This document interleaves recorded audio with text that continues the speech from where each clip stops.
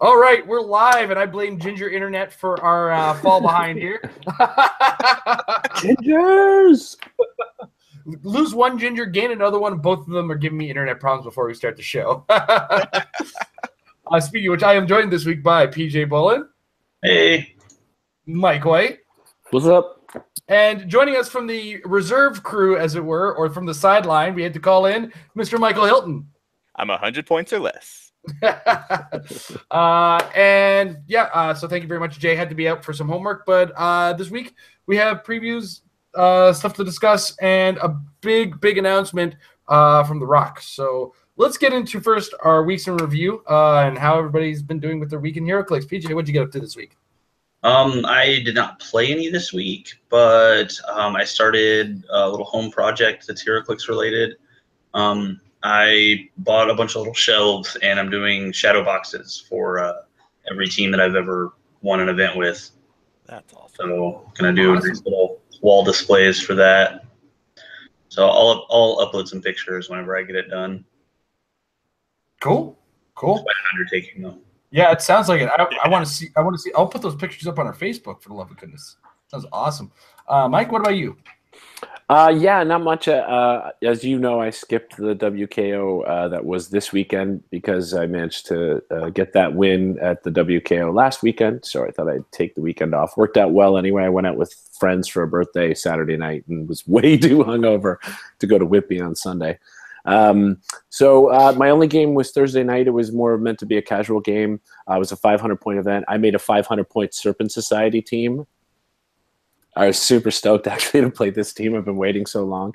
Sounds super. It was so super sucky. It sucked big time. Though the exciting point was Rattler managed to pull off his three-range giant reach ignore character Quake in every round and multiple times in every round to multiple people. I lost every game, but the fact that Rattler pulled that off so many times made it totally worthwhile. So it was a fun week of Clixed, but nothing competitive. Cool. Mike? Gold. Mike Gold. This week, honestly, my Heroclix has consisted of, similar to PJ, gathering everything and reorganizing everything because we have the baby on the way, and so we're kind of reshuffling the apartment to get ready for that. Last week I did the WKO, but this week haven't even really gotten to play. Fair enough. So this week I went to the WKO in Whitby that Mike had said he skipped out on. It was a sealed WKO. Once again, Harley Quinn. It was a lot of fun. It was over at Comic Book Addiction in Whitby. They always do a great job of running the event. A little under attended this time around, but that happens when we have so many WKOs, and they ended up being the third one in a short string of them. It's not like we had them all spaced out. This was like the last one after a week with two already in it, so kind of understand how that happened. And I ended up winning. Nice. So this is what I pulled. It was Giganta was what I used, along with the common Batman, the common Scarecrow, the red Tornado, Lou, not Bud, and the Asylum Doctor. The idea, of course, is I saw Giganta and said, I need 6 figures. I've got a problem. And every game, for the most part, started with I bunch up in stealth because Giganta has stealth, along with Batman and Scarecrow, and I have Smoke Cloud to continue the stealth games. I charge out with Giganta, I attack, and then maybe attack again, depending on the situation. I had sidestep up with my Hunkle, double power action. Everybody come on back over. Make sure I'm clouded up, and okay. I'm sure it was a bit of a nightmare for some people to have to deal with. And there was another team I was desperately afraid to play against, and I don't know how I didn't play against in the final, to say the least, because one player had pulled, and it was Jarrett, pulled a Flash God of Death, a Prometheus as well. I think they were even in the same pack. It's just like, that is sealed gold. He did make it to the top 4, but and he's the same kid who last weekend on the Sunday pulled the Secret 6 pack, which had 6 Secret 6 figures in it with the King Shark. And then his other pack had another Had a king, king shark. shark. Wow. So this kid's like, let me tell you, He's a Jarrett, luck magnet. let him touch your packs. Let him pick your packs for you if you ever play it. Absolutely. Or rather, just don't let him pick his own packs. Yeah, something. Something like that's got to happen. But just to fire it off, my first round was against Dan Upham, a fellow from Windsor, comes to visit on a regular basis. He had a team that had, it was mostly linchpinned on the rare Harley and I believe it was the Scarecrow, nope, not that, because he had the same Scarecrow as me. He had something bigger than that. I can't remember what it was off the top of my head. It was the first round of 7. Sorry, Dan. Love you, buddy. But the first game ended up going exactly as I explained. I attacked again with Giganta as best I could, pulled everybody back, and then wash, rinse, repeat as I needed. And I was just able to overwhelmingly overpower him. My next round was against another local player, Patrick. His team consisted of the Red and Black Lantern Harley, the Kirk DePaul Manhunter, and Catman. And I attacked with Giganta on Harley, did a ton of damage, was able to the second turn, or 2 turns in a row actually, just attacked the Harley. Because I attacked my uncle for back, and then he kind of hid the Harley a little further back to, I guess, get into a more defensible position. Then I charged forward with my Giganta again. I think I attacked the Catman. No, I attacked the Harley again, and then I triggered my free action attack to now attack a second time. So at this point, the Harley is now it was dead, and it was just a matter of picking off the Kirk DePaul and the Catman. Then the third round, I was playing against Matt Ryan, who I played in the past. He pulled a team very similar to what I used in what's it called, in Elmvale. He had a Wonder Woman and a Enchantress, along with a Mad Harriet, and what was the other thing? It was also it was a Catman. And we spent, in a 50-minute time limit, about 30 minutes missing big, important, awesome attacks, and maybe having small, meaningless attacks occur. I think most of the damage done in the early parts of the game was my poison. Because I had 2 characters with poison. But he ended up getting a win on me in this one, which was a good bit of a relief because I didn't want to play the stressful God of Death Prometheus team. Fourth round, I was up against Devin. We played a bloodbath of a game. He got a lot of energy explosions off, regardless of my huge defenses, courtesy of my uncle. And the game came down to he had a bombshell Poison Ivy left on his team. After he also had a Jeanette, he had a knockout on his team, Duchess, and an Asylum Doctor, and a Catman, I believe, as well. And it was his bombshell Poison Ivy was the last figure on his team, and I had my Batman and my Giganta on their last clicks. So, with a sigh of relief, 3-1 going to into the top 8.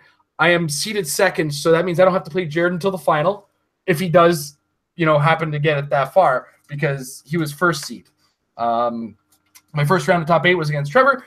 Trevor had another one of those small figure teams that happens a lot in Harley, but 2 of them were that 40.62 thrill killer Robin with an 18 defense with combat reflexes. I am glad I had 2 characters who didn't have to roll to do damage, because, oh my gosh, having to deal with that wasn't going to happen. But I did manage to get off some really big hits despite all his combat reflexes. And just once I started getting hits with Giganta, things started to die. Giganta was almost dead, pulled her back with my uncle, and just tortured him with whatever I had left for the rest of the game. And then we go into the top 4. Top 4, I'm up against Matt Ryan again. Now this time, I was able to get an isolated Catman off on him, which meant I had an early lead, and I played very defensively after that. So I forced him to me, managed to kill Mad Harriet and do a lot of damage to one. In fact, killed Wonder Woman once. Then he ran away with the Enchantress, but for the first half of the game, he was getting the enhancement support roll. When he ran away, he was trying to get the enhancement support roll, and it wasn't showing up for him. So once I managed to kill the Enchantress with my Giganta, he took a long walk with the Wonder Woman, and then I remembered I had support with my uncle and started healing my Giganta. So by then, it was just my team versus his Wonder Woman, and the perplex down on Wonder Woman's defense was enough for me to get some hits off. Even though I killed his whole team, had to kill the Wonder Woman like 3 times, I did manage to do it. It was still a heck of a game, and Matt Ryan and me have played now 3 times from these past 2 weeks after having played none against each other. So it's great to have a chance to play a great fan of the show. Going to the final, and it wasn't Jarrett who was playing the God of Death in Prometheus. He was off on the other side and somehow had lost to my opponent, Aubrey, who was playing both he had the Yellow Lantern Scarecrow. It was a 6-figure team with 2 Secret Sixes. He had Scarlet or Scandal Savage, Catman, the Holly Quinn, what was the other one? A GCPD officer, and I can't remember what the last figure was. Might have been Kirk DePaul. I'm not 100% sure. He tends to show up on all the teams as it is, right? I was just able to eventually pick off. There's a lot of high defense that I had to deal with. I had to deal with 20s in the case of the early Secret 6 on the Catman. But when you can attack 2 or 3 times in a turn, it's bound to happen, right? And still have follow-up attacks. So I was actually able to one-shot the Catman on like the 2nd turn after blowing up a wall and killing him because I had one with the Office, and just eventually picked off his team. He got my Asylum Guard and Lou. But as we got into the game, I turned to him and I said, congratulations, you've got a seat in Nationals, because we were really only playing for a Shadowcat at that point, having seen that I'd already won a WKO. And I didn't come home with weaponry this time, thank goodness.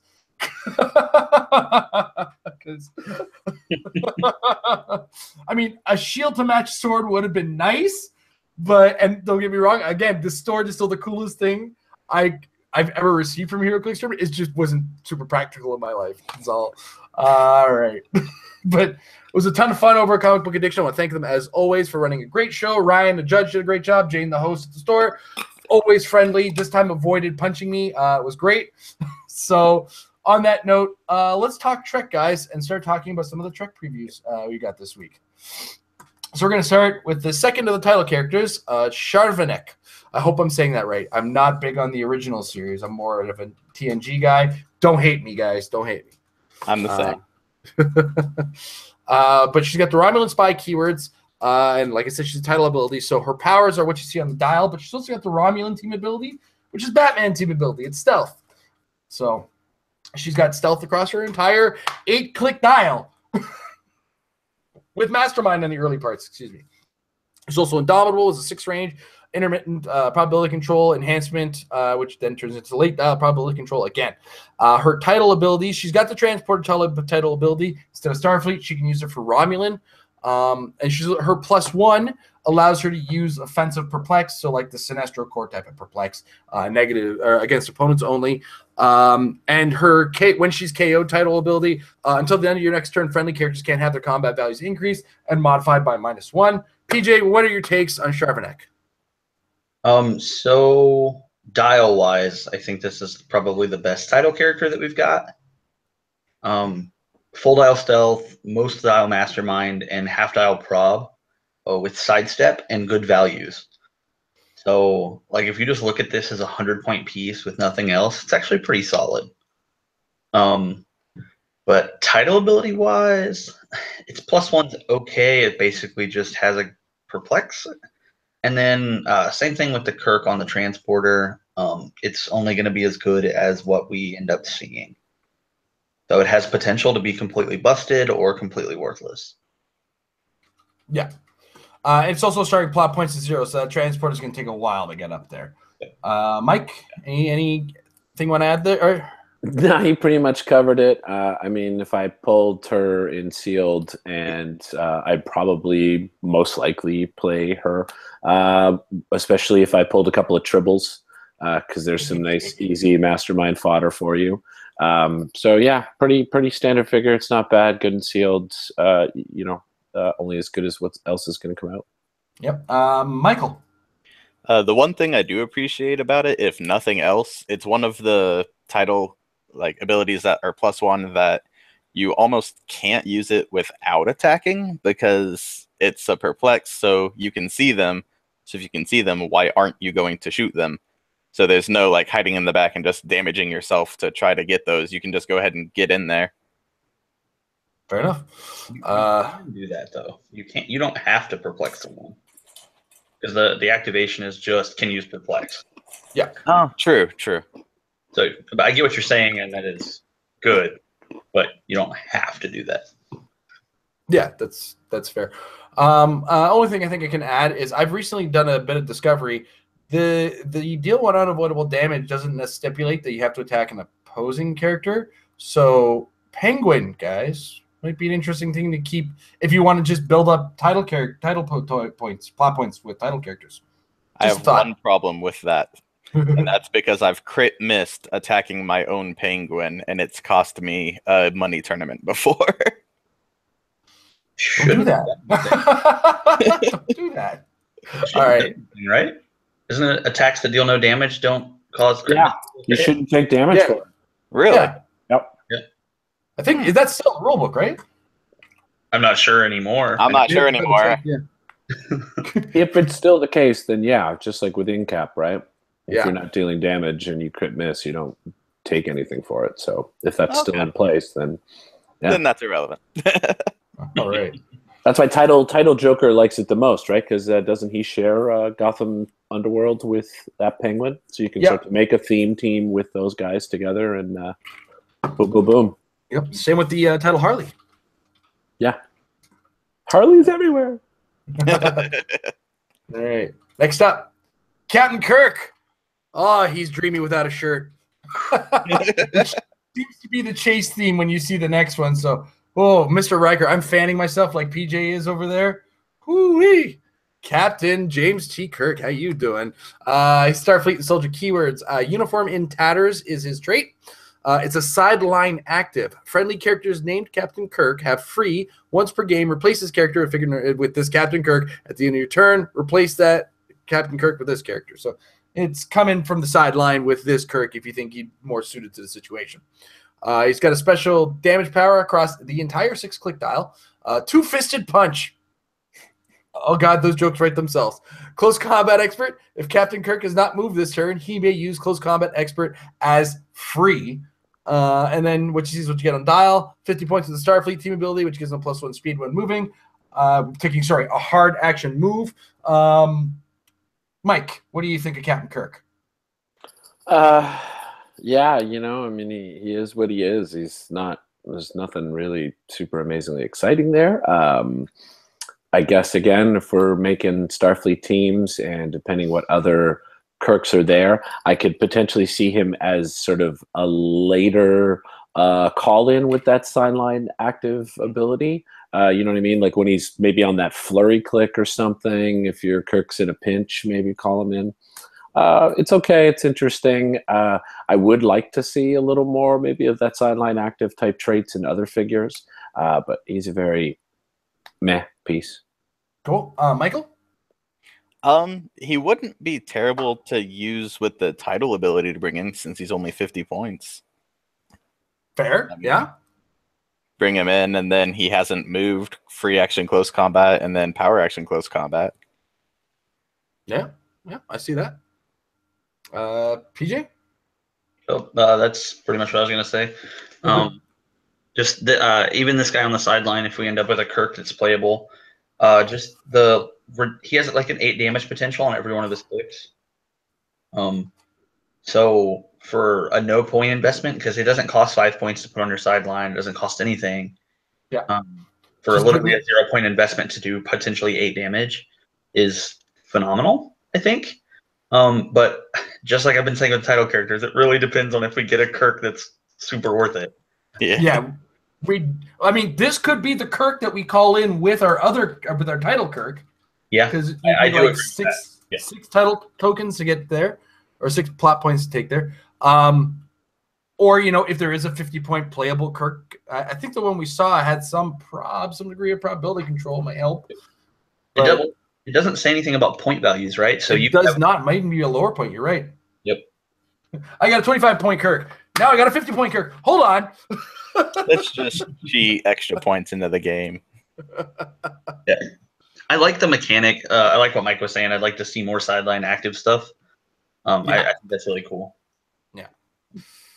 All right. Next up, then, keeping in the theme on this chase set, Lieutenant Sulu. Oh, my. Without a shirt. A little bit more awkward with things that have been happening in the media, but okay. Would that be the new thing for the future? Now, without a shirt. Captain America. Now, without a shirt. Spider-Man. Now, without pants. A shirt. Whoa, wait a minute. That Instead of unmasked, it's untopped. I think the without a pants would be a Deadpool. Let's not kid ourselves, right? We have had Spider-Man without pants before. I mean, not in the game, but it's happened to him. He webs up some underwear. So if you're listening, Wiz Kids, it's time to give us a goofy set and give us a chase set sans some article of clothing. All right, so Lieutenant Sulu's a swashbuckler at heart trait is very similar to Kirk's uniform in tatters trait. So replace another Sulu with a Sulu. He's got a special attack power across his entire 6-click dial. You either leave this boy bloodied or with my blood on your swords. Blaze Claw's Fangs once per turn. If Lieutenant Sulu has not moved this turn, he may make a close attack using Blaze Claw's Fangs. He's got 18 defense on the top click with combat reflexes. He's 50 points. He's got the Starfleet or United Federation of Planets team ability with the +1 movement for move actions. Michael, what do you think of Lieutenant Sulu? I take back what I said before. I like him better as 50 points with it. The potential 12 damage instead of 8 that he was talking about with the same attack value. Or doing 6 to 1, potentially killing them, and then charging at someone else and bladesing them seems really fun. Yeah. I mean, the other thing, too, is it says they can't have it not moved to this turn. It doesn't say it has not been placed. Exactly. PJ? Same sentiments as with the Kirk, except for on click 5 and 6, this guy can actually do 18 clicks of damage at top end. Oh my god! If everything goes right, you're right. He could do 18 clicks. In a perfect world, you hit somebody for 18 with Lieutenant Sulu. If they're still alive for the first 12. Well, it's not. I mean, just do it all to one piece, too. Who cares? I don't care that you have Invincible. Mike, your thoughts? Yeah, I like him great. I think he's actually way better than the shirtless Kirk there. And again, I mean, you look at those last 2 clicks. Not only is that 18 clicks of damage potential huge, but he's also got an 18 defense with defend. So now you're pulling this guy onto the map who can come out, do a ton of damage, and then help protect your team as well for 50 points. I think this is actually a fantastic piece. I like this one. I also didn't mention in the keywords Starfleet, martial artist, and pirate. Pirate. Arr. Yeah, arr. Arr. Him and Deadpool hang around a little bit. Yeah, well, you know. Well, martial artist, man. There's still a lot of great stuff out there with martial artists as well. Martial artist is always that one that sneaks out of nowhere, and all of a sudden there's a character that makes it broken. All right, next up, Lieutenant Uhura, Starfleet keyword, trait, communications officer. At the beginning of the game, you may choose a copyable team ability that an opposing character can use. As long as Lieutenant Uhura is on the map, adjacent friendly characters and friendly characters with the Starfleet keyword can use that team ability. And she's got a special damage power on 3 of her 4 clicks. Perplex. When Lieutenant Uhura uses it, she has a range value of 10 and can use ignores hindering, blocking, and elevated terrain. Other than that, 40 points. Starfleet team ability. PJ, what do you think of Lieutenant Uhura? I think this is one of the best pieces we've seen so far from the set. Getting team abilities for your whole team is pretty good. There's not a whole lot of copyable team abilities going around like in competitive play right now. But when you look at like random Batman ally, random JSA, like giving that to your whole team is just good. Yep. Then her Perplex, ignoring everything but characters, can also be incredibly useful at a 10 range, and she has sidestep. And 4 clicks for the 17 defense isn't anything to write home about, but certainly not bad. Yeah. Mike?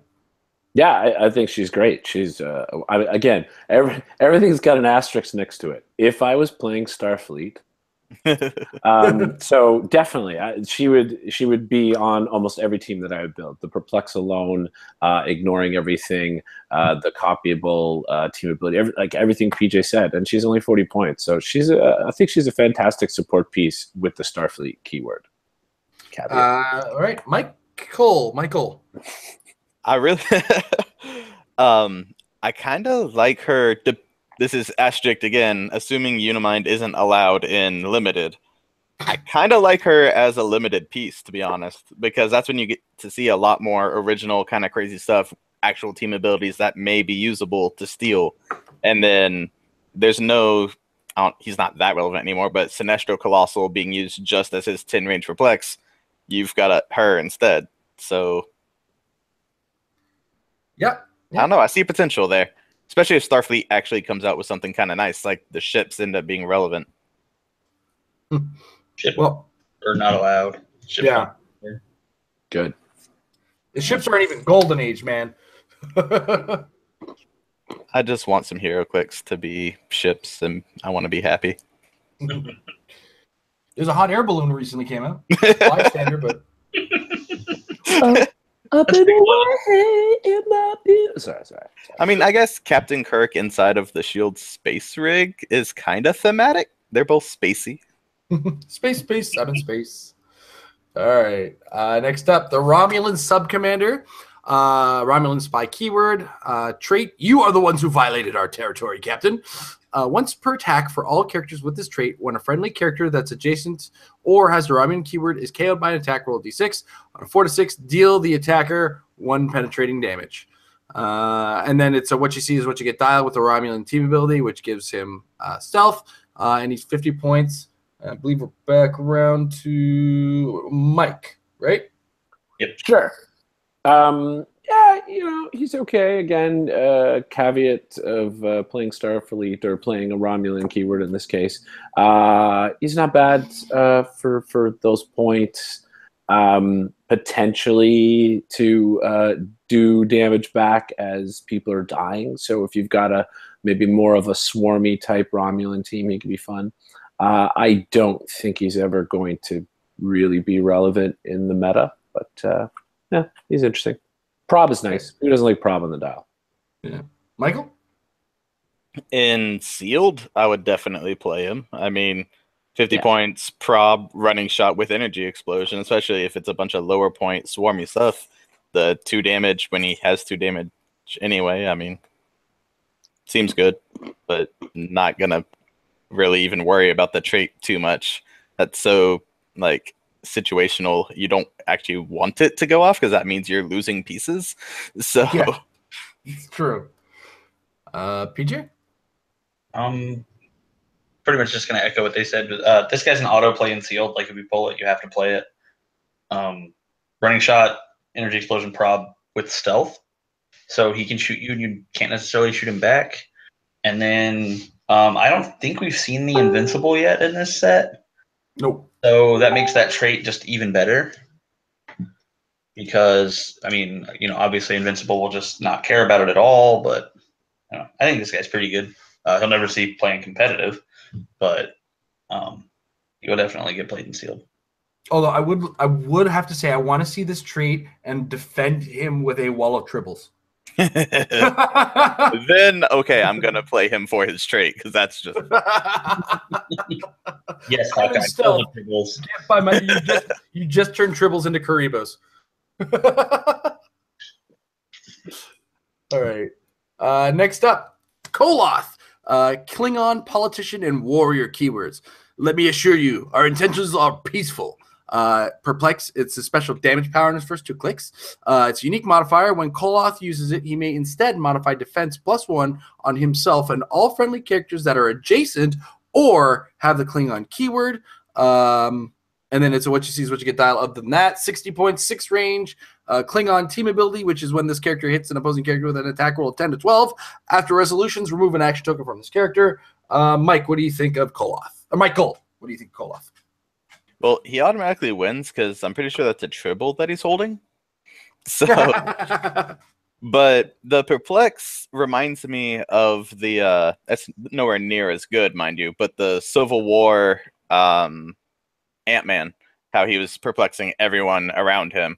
So, I mean, if you're playing a bunch of Klingons, getting that good defense might be relevant, especially if there is another 18 defense defender, because then you're looking at like 19s all around, and that's a little hard to hit. But I don't know. It really would depend on what else you have. All right. PJ. Not really a fan. I don't know. The perplex to defense thing is cool, I guess, but I don't know. I don't think he does really anything. Like, I feel like he's overcosted. Like, cut off a click and shave off 20 points, and I'm happy. All right. Mike?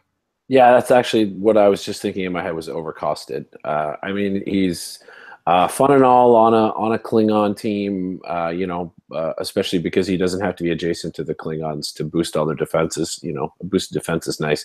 But 60 points for what he's really bringing, what he's going to do, it just makes him really overcosted. So, meh. Yeah.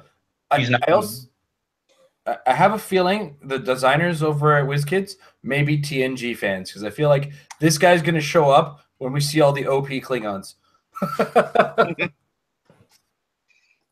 But before then, Koloth will just be the king of the tribble. My tribbles all have 4 defense now. Get it. Captain. I say it's still not hard for a 0 attack to hit them. That's what I say. All right. So this morning I woke up to an interesting number of notifications on my Facebook, all of which courtesy of one Mr. Howard Brock.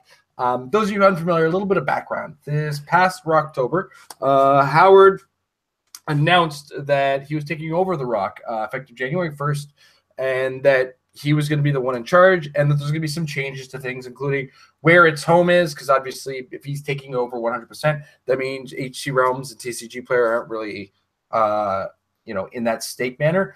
They'll still have a amicable relationship. It was a agreeable buyout. It was my understanding of the situation.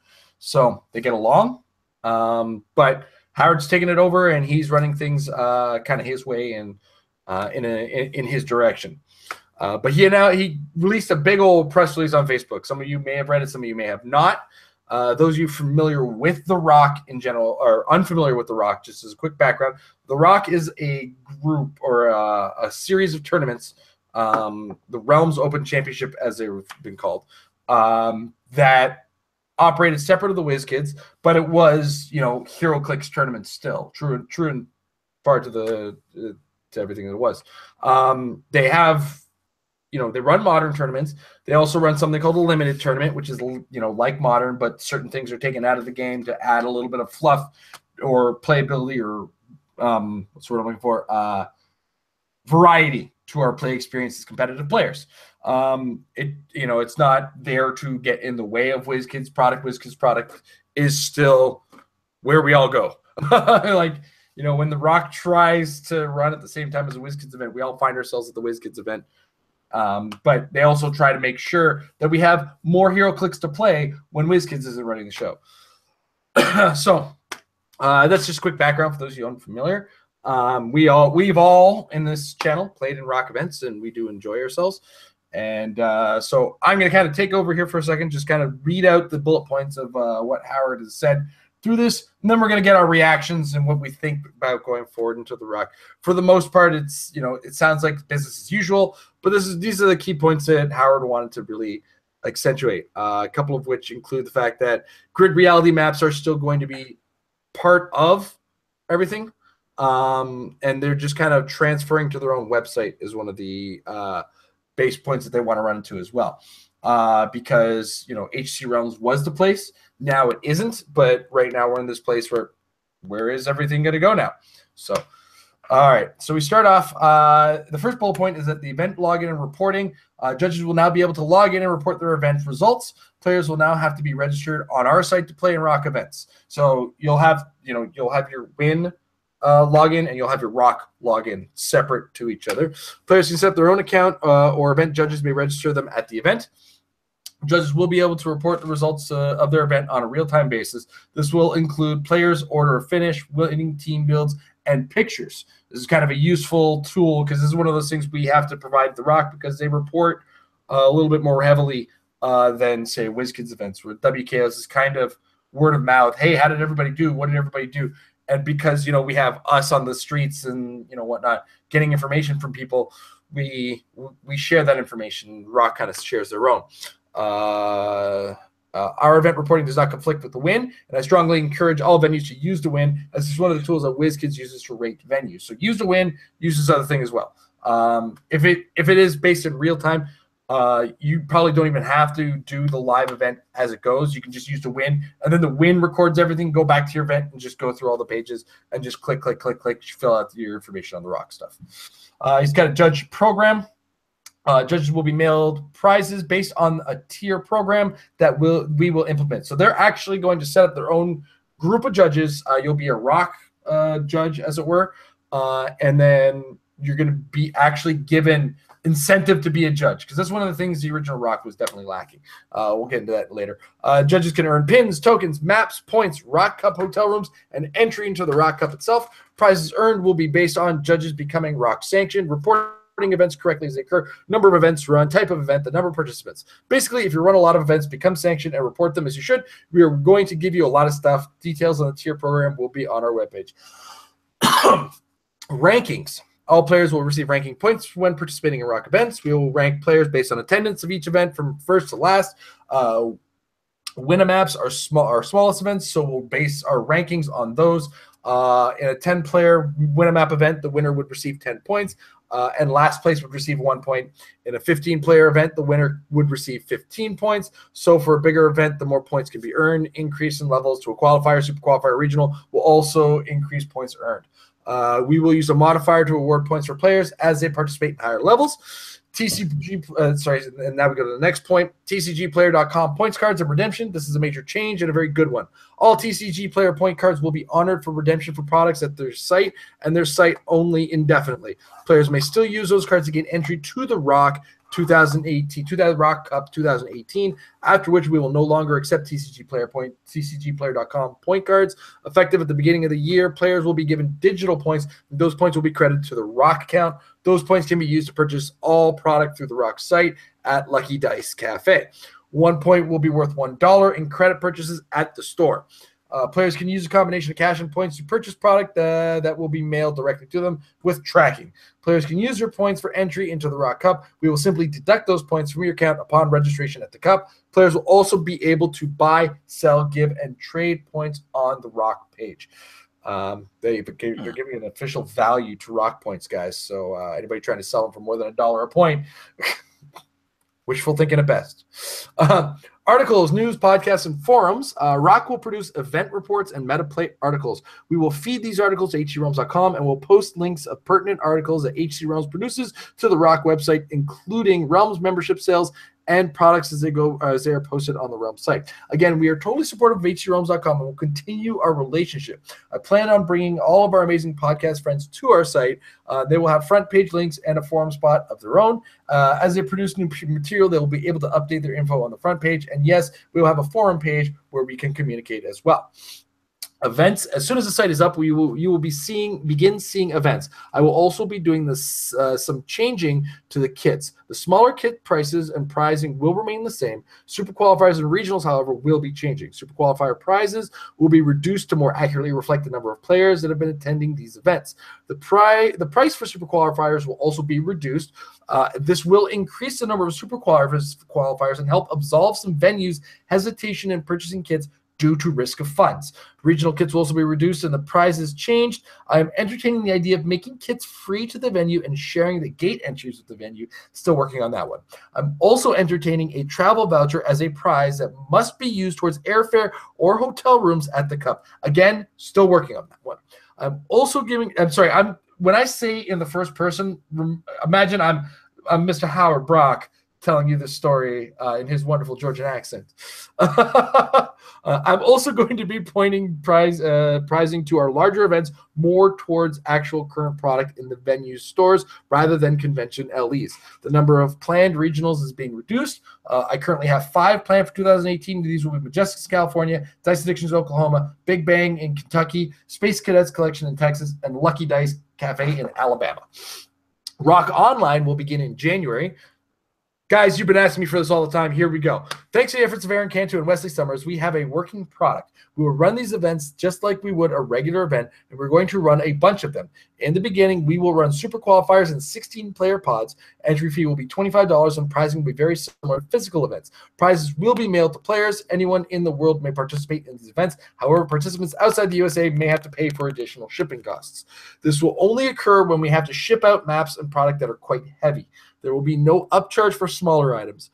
My mandate to Aaron and Wes was to create something that will be run online as closely as possible to a regular tournament in terms of time, with events, judging, and required players to present actual physical figures to the judge prior to the tournament. They have done exactly that. Aaron has written rules for online play as well. Aaron Cantu is officially the ROC Online Coordinator. He will be in charge of scheduling and running tournaments. He will pick judges to help him in this endeavor as he sees fit. ROC Online will also have a forum page on our website. Again, thanks, Aaron and Wes. Well done. Well done. Aaron will be launching a press release of his own very soon, and will detail ROC Online. Almost there, guys. Almost there. Maps. Each year, we've given out maps as prizes for our events. This will repeat starting in January. Map rotation will occur every 3 months with the introduction of the ROC Champions map in October. That is a total of 4 maps that can be won at an event. A 5th map will be released at our states and provincial championships. This year, that map will be designed by our ROC Cup team champions. But wait, we have something new. We will be producing 1 limited map each month for purchase in our store. Each monthly map will be themed into the current quarterly prize map. But wait, that's not all. We will also be producing Battle Royale maps. The first 2 will be available in January. These maps will be delivered right to your home and can be ordered by venues when they purchase kits. With this new influx of maps, we will also begin a map retirement program at the end of 2018. It will not be a full retirement, though, only from modern age. All maps will still be available for play in other ages, which need to be addressed soon. The ROC Cup is moving. This one was a tough one for me, as I've loved our events in Atlanta. The Cup will be moving to Huntsville, Alabama. Furthermore, the Cup will take place at ROC's home, Lucky Dice Cafe. Our store has plenty of space for this event. We already have some delicious food. Honestly, I think you'll find it one of the best venues you've ever seen. We are completely set up to host this event. I am working with a nearby hotel for great room rates. The hotel will have all the amenities that you were used to at the Cup and will provide shuttle service for those in need of it. The hotel is a very short distance from the store. I will provide more information on this when it is firm. Lucky Dice will be providing all the amenities that you are used to. In fact, I dare say even better. We have great food, and we're going to stay open at night to let everyone play as much as they want. We will pretty much run the same itinerary that we always run with the Cup, including side events. We will have our annual dinner, and you guys are in for a treat. I have a special neighbor that is the greatest chef in our area and has been featured on Food Network. Get ready for some food from Chupper Time. Please check out Lucky Dice Cafe on Facebook at Lucky Dice Cafe, and Chupper Time on Facebook at Chupper Time. Chupper Time. It's supper time with a CH. 2 more points. ROC Board and Head Judge. The ROC Board is officially disbanded. Decisions on ROC will be made by myself, Howard Brock, and my staff, along with Patrick Iboko, ROC's Head Judge. In fact, Majestics, which is owned by Patrick, will be linked on our webpage and will be providing content for the ROC page. This will also provide another resource for players to buy Heroclix product. In addition to being head judge, Patrick will be our article editor and will be ROC's West Coast rep. He will be responsible for posting all event results and Heroclix articles in relation to competitive play. Anyone wishing to write articles about events they attended, team strategies, etc., should contact Patrick. Anyone wishing to run events on the West Coast should also contact Patrick. Online events will be approved by Aaron Cantu. All other events, super qualifier or higher, will be approved by me. Smaller events can be purchased on our site without approval. And then the 2018 schedule. This is the last point. I am ready to begin scheduling all events for 2018. Reach out to me and let's get you on the calendar. It's time for ROC 2018. You may email me at luckydice001@yahoo.com or contact Howard Brock on hcrealms.com, Howard Brock on Facebook, or at Realms Open on Facebook. Lots to take in there. we'll go bullet point by bullet point, get initial opinions from each of our panel here. If you're in the chat, we'll love to hear your ideas, anything you're concerned about, worried about. So first, this ROC website running an event. PJ, what do you think of this? You're talking about the uploading thing, right? Yes. I think it's great. I've ran events before, and it was always kind of clunky to upload the results and all the pictures. So having a tool or a resource to be able to just do it all at once will be fantastic for anybody who's ran events before. For registering for the site and all that, it's whatever. I don't mind it. It's not a problem. So I just recommend people use the exact same information they use on the win. Fair enough. Mike? Yeah, that pretty much covers it. I mean, yeah, use your same ID and everything. Make life easy for yourself between the ROC and the win. But I think it's great that they're sort of compiling everything in their own space, and they're going to take care of all that organization and all of the information and results all right there. I think it's a great idea. All right. Michael? No, I'm perfectly fine with it. I mean, we basically all made our own accounts on Realms anyway, and typically you gave them your Realms name, so it's really not much different. If anything, hey, I messed up or wanted to change my name, here's your chance. Yeah. If anything, I have a concern because I have a very common username. I'm sure I saw that. I know one guy on our show is going to try to fight me for my username. That's all. All right, the judge program, official ROC judges. I wish WizKids did this personally. Mike? That's great. Actually, way back in the day, there were the official WizKids judges, and there was a whole thing attached to that, which had its pros and cons, as many things do. I think this is great, though. Again, it's encouraging judges more. It's a thankless job a lot of the times trying to run these events. So good to know that they're trying to reward those people and give them lots of good incentives. So good for them. Like it. All right, Michael? I really appreciate that. Like, of course, everyone's going to have that feeling. I mean, you guys did it at your own store of, I want to play, but we need a judge that knows what they're doing to actually run things and make it all smooth. But I want to be able to win the thing. But so now it's like, all right, there's a good thing for you for doing it. You're not just kind of left in the dust. I'm curious if they're going to go back to the whole judge testing thing and actually like have a select group, or yeah, well, we'll see. I know they've been talking about that test. They just keep trying to get it offline, and then last time they almost had it ready to go, and then they completely changed the rules. So, PJ, what are your thoughts there? I think this is my favorite of all the changes. I think I actually think this is the only game that has a large competitive circuit that doesn't reward their judges.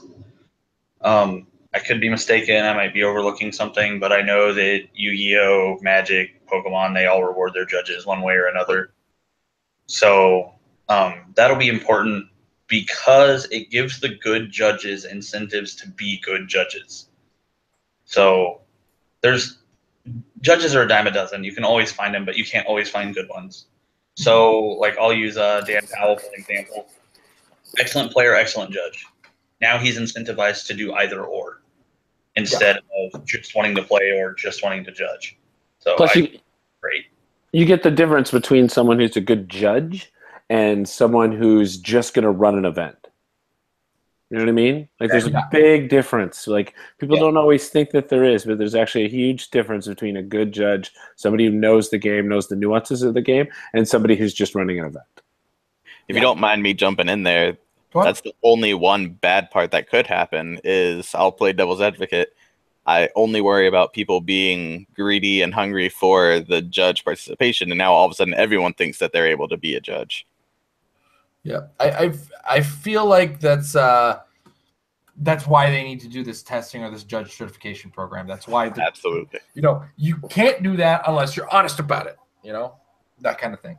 And ultimately, the venue has to select their judge anyway. So this is also factual. All right. Next up, the ranking system. I honestly never cared. I never paid attention to it. I'm sure I don't even rank in the numbers. So I don't know, Michael. What do you think of them keeping track of the rankles and ranking rankles. The rankles in real time. Rankles. I mean, with this kind of system, sure, it's cool, I guess, but ultimately, it's just another system that could be technically exploited. If you travel every weekend and go to events with tons of people, you could get last place, but you go to so many that you're still higher than people that get first 3 times. Like, yes, I saw you pointing at yourself. Yeah. That ginger smiling big time. I was going to say, PJ will never get off the top of the list in that case. I travel everywhere for this game. So. Yeah, you do. I mean, we travel some, but being the guy who's going to be on first place because you're going to participate in the most of them, what do you think of this whole thing? So I obviously like it, but not for my own purposes. Like, I don't care if I'm first. I don't care if I'm 50th. Liar. But there are a lot of people who like ranking systems and like to know, like, say I'm sitting at third and I'm playing against somebody who's going to one of their first few events and then they beat me. Oh, I just beat the guy who's ranked third. They get a bragging point. It makes people excited. So that's how I felt at the WKO last week when I beat Easton during Swiss. I was like, I beat Easton, yes! I think anything that adds a level of excitement is always good for the community. So I think the ranking system is good. All right. Mike? Yeah, I'm okay with it. I mean, it's no one should ever take these things too seriously, right? Like we all know we're playing a game here. We love this game, but I'll be also the first to admit that I check out the win and I check out the leaderboard and I like to see where I'm at and I can actually answer the question on where I'm at lifetime and it's in the top 50 and that feels kind of good and a top 10 in the country too. Yay. But that and a quarter won't even make a phone call anymore, but why not? Why not allow someone to have a little bit of fun and see how they're doing and see how much they've maybe contributed to events over time. And just like PJ said, sometimes you can see that, wow, I'm playing against somebody who's played a lot of events and done well at events. And I managed to beat this person and that feels good. I beat Patricia Lamb at the WKO and that felt amazing to me because I think she's a fantastic player. So yeah, why not? Like, as long as people aren't getting too uptight about it, sure, why not? I'm just to counteract your point there, Mike. For a while, because of this ranked kind of tournament thing, I maybe play, if I'm lucky, 3 tournaments a month. But I did okay in the WKOs. I'm somehow 5th in Canada. Yeah, I know. Look at me. I'm just ahead of you. I'm 4th. Mike's one above me, and he's only above me because he plays it more. Well, I had those 2 good WKOs as well. So ultimately, the quality of tournament that you do travel to go to will make a big factor in it, and that's kind of, again, it's the ROC just doing what WizKids does in this case, which is not a bad thing. If they're doing what the main company's doing, that's fantastic because that just means everybody's doing the same thing. I just got to remember if I got to log into the ROC for this event or not. All right. This next one I think is going to be a non-issue because the TCG player cards. I mean, cool. Thanks. I can use them this year. Right? Anybody got a problem with that? Yeah, I'm pretty sure I used all mine up actually at World Cup, qualifying for World Cup. I mean, I got a couple left over from it. I can now use those into this year. Jay can use.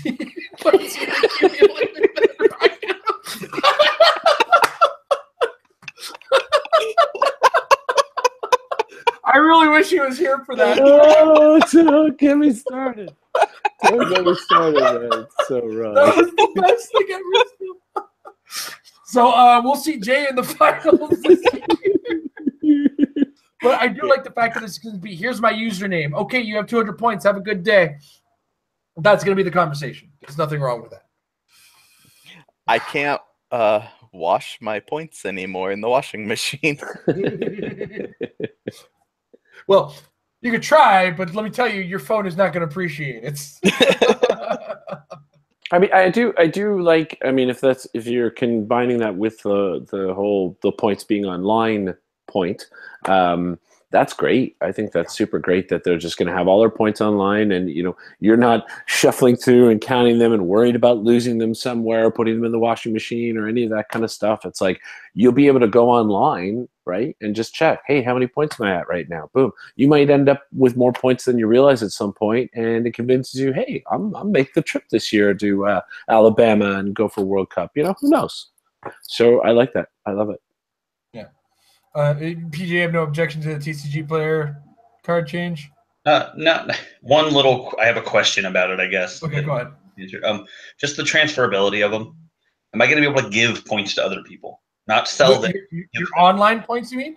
Yes. I don't think so. That doesn't sound that way. Yeah, that's kind of what I thought. I thought it said gifted in there. Hold on, let me double check to make sure I read this correct, because I read it very quickly, may not have comprehended what I was reading. That tends to happen when I do the speed read thing.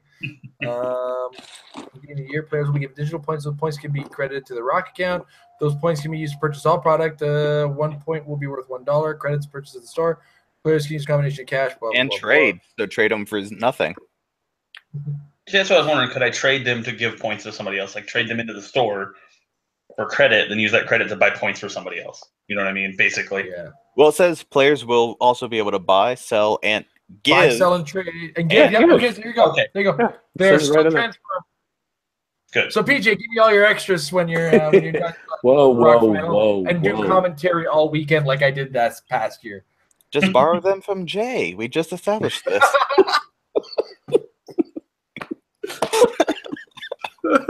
Because he bought the poor guy. That's still one of the best stories from ROC Cup this year. I want Jay here on the show to tell the story, but it will be one of those. We're gonna keep this in suspense. The next time Jay's on the show, it was a roller coaster morning. We're gonna tell the story from our points of view. Then we're gonna get Jay's story on it, and I'm gonna try to find somebody who actually was like, "Hold on a second." Just to give you that multiple point of view thing. There's a made-for-internet movie in there somewhere. A dark room with, I guess I could play Scott Crampton in the movie and myself. Just sit on my knees when I'm playing Scott Crampton. Just in a dark, seedy room. It's like I got points, but you're gonna have to give me up. You're gonna have to give me some cash, man. You got the stuff. All right.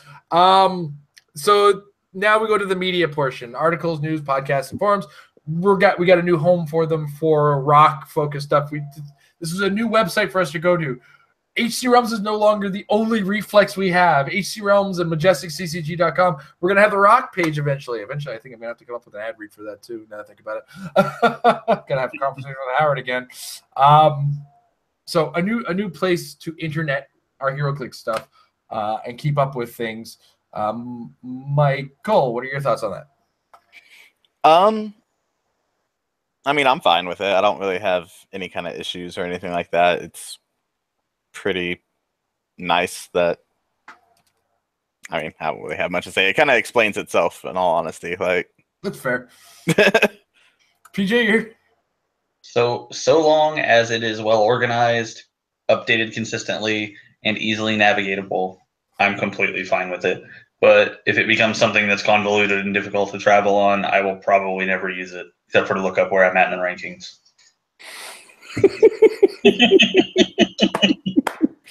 It's going to be a quick trip. Click the link. Oh, look, I'm still at number 1. You ginger. You know, I want to point out there's like a ginger aura that causes my defeat. I'm sure of it. Because now that Mike Payne has stopped playing for a little bit to pursue his comedy career, look at how I'm doing in WKOs lately. Not saying this is like necessarily correlation and proof, but man, we lose a ginger, all of a sudden I'm doing well. Just saying. But I'm around you. I don't place up high now, do I? I have a challenge for you, PJ. By the end of the first year with this system, I want you to have at least 1 point for every hair in your beard. That is literally not plausible. I don't know. With as much as you travel, Actually, just keep getting first. What I heard is he only needs 1 point because he has one really, really intricate hair. Just woven in and out. Mike, what are your thoughts on a new source, a new place to go on the internet? Yeah, pretty much PJ nailed it again. as long as I can navigate and find everything. Because I do, when I was planning to go to the ROC, I did feel a little like, okay, there were a couple of different places I was going to for information about it in terms of HC Realms. So if it's streamlined and it's nice and easy to figure out, okay, here's tournaments and here's results and here's et cetera, I'm totally into that. So. All right, cool. All right, this next one, I don't know if you guys have been at face value on this one or had to deal with this part of it, but it's the event costing. Winner maps stay where they are. And I think that means qualifiers stay, where they are as well. Super qualifiers and regionals are coming down in price. These stores are a little bit more inclined to run the events. Now, we don't know what that number is. I'm just hoping it's way lower than $650 for a super qualifier. I think it actually went up or something. I don't. Convert that to Canadian, folks. Let me tell you. Go to Google. Convert that to Canadian. When those numbers get big, our tears get big. Oh man. Anyway, that said, we might get more events. Canadian stores might be more inclined to run these events since risk is somewhat mitigated. I might be able to talk my own store into running slightly bigger events. Mike, what are your thoughts on this idea? Well, being another Canadian, yeah, we would love to see the price go down a little. I know that we have been fighting very hard over the past couple of years to really build up the game of Heroclix here north of the border. I mean, it's been around. I've been playing it for 14 years, but we've been struggling. We can't get the big events. It's been difficult for us. Trying to get the people to come out. You need the draw to get them to come out and to spend the money and to buy in. So anything to help that out, especially because I know how much fun these events are. You know how much fun these events are. Like, they really are. It's a great climate.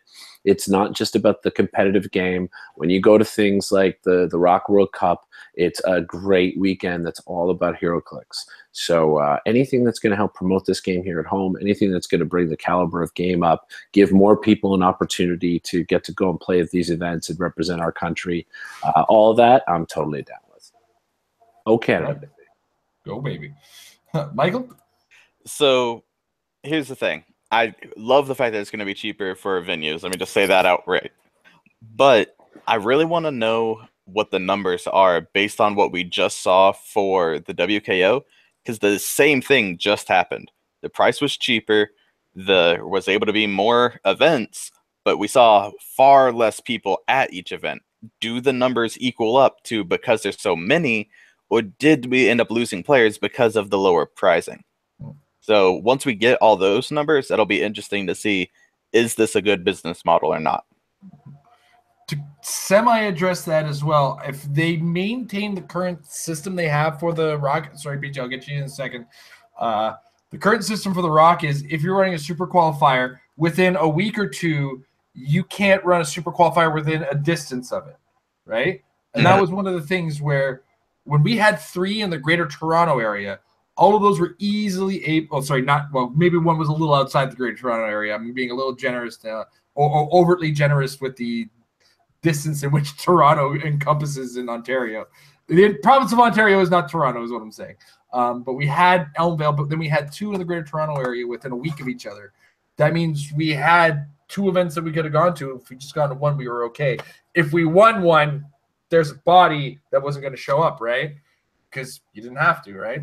I mean, not all people are going to be like me and greedy and take a Shadow Cat away from somebody. It's all I took away from the second place player is a Shadow Cat. What a douche. Let's not talk about third and fourth, though. That said, so as long as they maintain that system where super qualifiers aren't allowed to be too packed to each other, there is still significant space and time in which we've had an issue getting more super qualifiers to keep everybody going. There's been big ramp down times. Like, is there a super qualifier on? No? Okay. And then there've been weeks where it's like, oh, there's a super qualifier in Alabama. There's a super qualifier in California. Then there's one over there. There's one over there. And we were just inundated with information on them, but they're still far enough apart that they are not affecting each other. Right? So, again, as long as they maintain that vetting system as part of the approval process, awesome. We won't run into that kind of problem that we're talking about. If they don't, that could very well lead to the WKO problem we just discussed. Sorry, PJ, I went in a rant. Go ahead. I was literally going to say the exact same thing you did. Then I apologize for stealing it from you. Yeah, you want your thunder back? Here you go. Yeah, as long as they keep that system, I think it's going to be nothing but upside. I'm all for stores making more money, because without stores, we don't have places to play. So more people need to realize this and stop shopping online. And so I think if the Super Q kits can come down from 650 to 400 ish, I could see significantly more venues being willing to run it. Because when you're charging $25 a head, it's significantly easier to get to 400 than it is to 650. Yeah. So the average attendance would support that number. Absolutely. So that is the important part. As long as the average price per player, like, so for super qualifier level, we're expecting to spend $20 a head, right? It seems reasonable, right? Oh, sorry. Again, Canadian. if $15 American makes more sense to you guys, awesome. No, it's 20 or 25. Normally, what's that? We're normally at 20 to 25 a person on Super Qs. Oh, cool. Yeah. So we're gonna be charging $80 for us. 25, 30. Sorry, but that seems pretty reasonable for competitive play.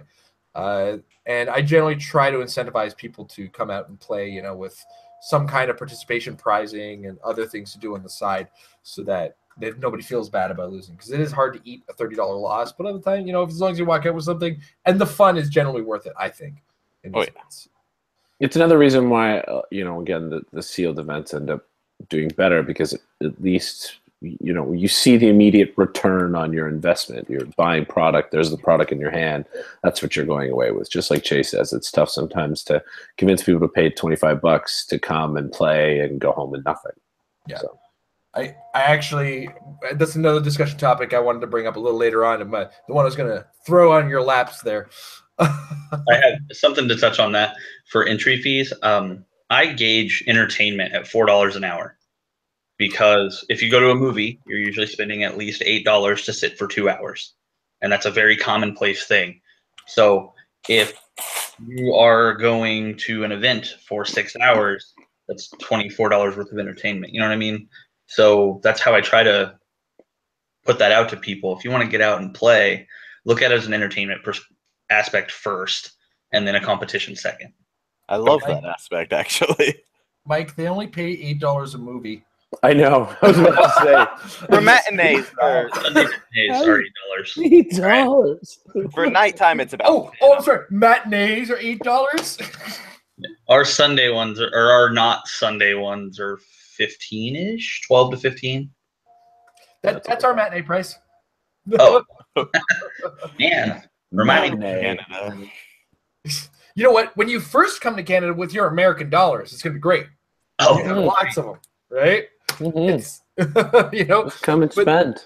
But when you're making the Canadian money, it hurts. It hurts a lot.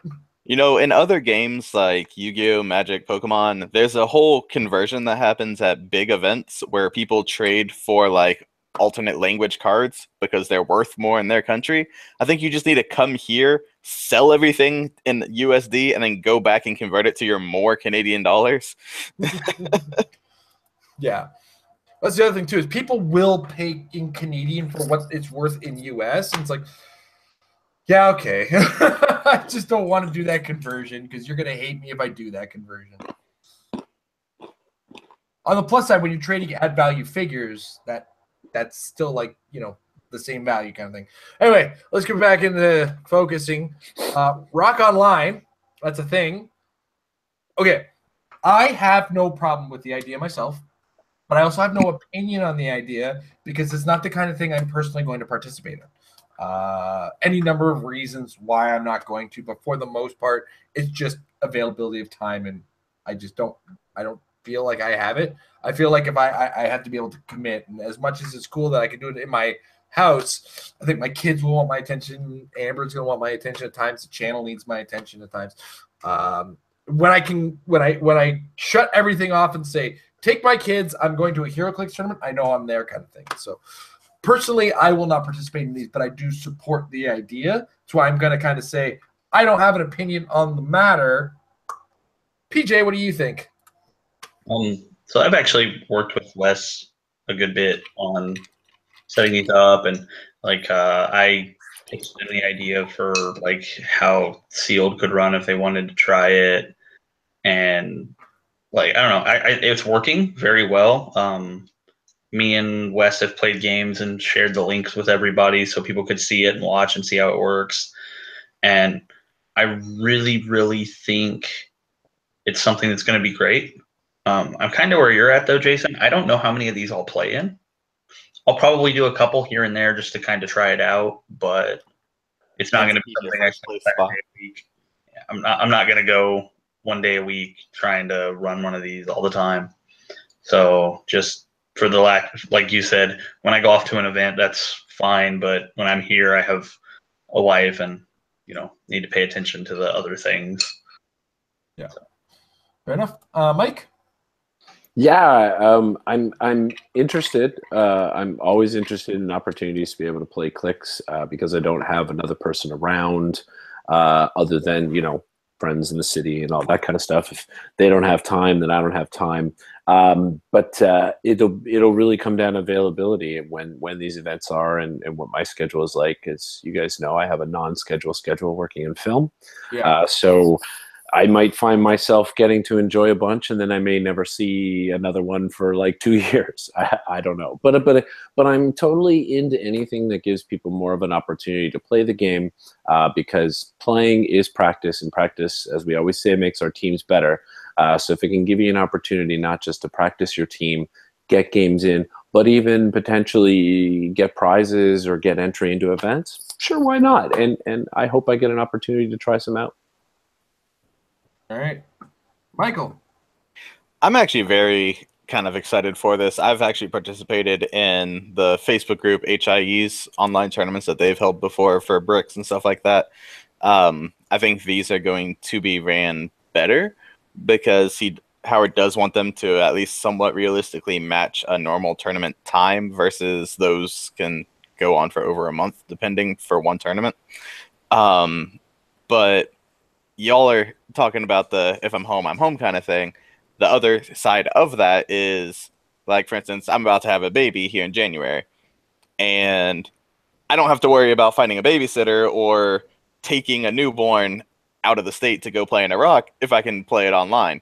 At least when they're little and they're not roaming around like yours are, Jason, you can see that they're okay while they're doing baby things and play. Look, I'm playing. I'm fine. Exactly. So there are positive aspects to the being able to do it from home, or it helps get rid of the I just can't afford gas to go to this, or that seems like it's too far away. It gives people that have those hangups an opportunity and a way to still participate. These are things that I 100% agree with. Like, there's going to be a lot of people able to capitalize on this and be able to hit a super qualifier now because of this. Just isn't going to be me. That's why I kind of absolved myself of opinion on the matter. So. I have one other little thing to add. I hope that they don't become oversaturated, and I hope they don't get scheduled on top of physical events. That would be horrible. That would be rough. At the same time, if it's something like, say, on the West Coast, East Coast players, if there's enough interested East Coast players, cool. Right. If you there, it's a super qualifier kind of. They have that advantage going for them, So if there's a big qualifier on the East Coast, West Coast players probably aren't going. There's going to be enough of them, or even I don't know, Central Zone players might be able to jump in that, or just people who are not willing to go to it will be able to jump in an online one. All these kinds of things factor into the matter, like Mike was saying, or Michael was saying. So, okay, it's one of those things without borders tends to help out while I'm trying to find everything. All right, here we go. Next up, maps. There's gonna be a map retirement now. So I don't think it's really been a problem yet in the ROC in my experience. Most of the rock maps I've played against have been more recent anyway. I haven't had the problem of dealing with the boxing or the wrestling ring map, or the what's some of the older ones? Arctic Outpost. Arctic Outpost, yeah. Great Wall, kind of older. Yeah. I haven't had to deal with them in recent tournaments. And, like I said, my rock experience is still kind of new when it comes to the grand scale of things. I've only been at it for 2 or 3 years now with the rock. So for me, my oldest one would be Assassin's Alley, I think, is the first one that I had. That's still relatively recent. Like I don't even think that would be on the docket for retirement. So. I doubt it. Yeah. So map retirement will be a thing. There'll be purchasable maps. There'll be a map rotation every couple months. Overall thoughts. Let's start with Mike. Cool. Cool. Didn't really say much more. Exactly. It's very simple. Making maps, and we like maps, and I hope to see cool maps and getting more maps that maybe I could buy as opposed to hoping to win. Cool. So yeah, cool. All right. Michael. I liked the hey, we're gonna have more battle royale maps. That way, things aren't the same stagnant, boring 3 maps that we always have had. Recently, we've gotten some new maps that people can use, but I'm excited anytime I see new maps, new experiences, new strategies. So, PJ, I like it. I think right now the map rotation is kind of irrelevant because we're not going to lose any relevant maps. But looking forward, it'll be important because this dungeon map is going to be toxic the entire time it's legal. Whoa. Oh yes. Looking forward to the fact that will rotate eventually is a light at the end of the tunnel. Can I talk to Grid Reality about that map? I've had a very good relationship with WizKids and their maps recently. And even though, yes, I understand why people could hate Krakoa, I still loved it. I've never had a big problem with the map on the level that I concede the dungeon being as it is. Though it does help us with our problem whose name Schmind was Shmina Schmind.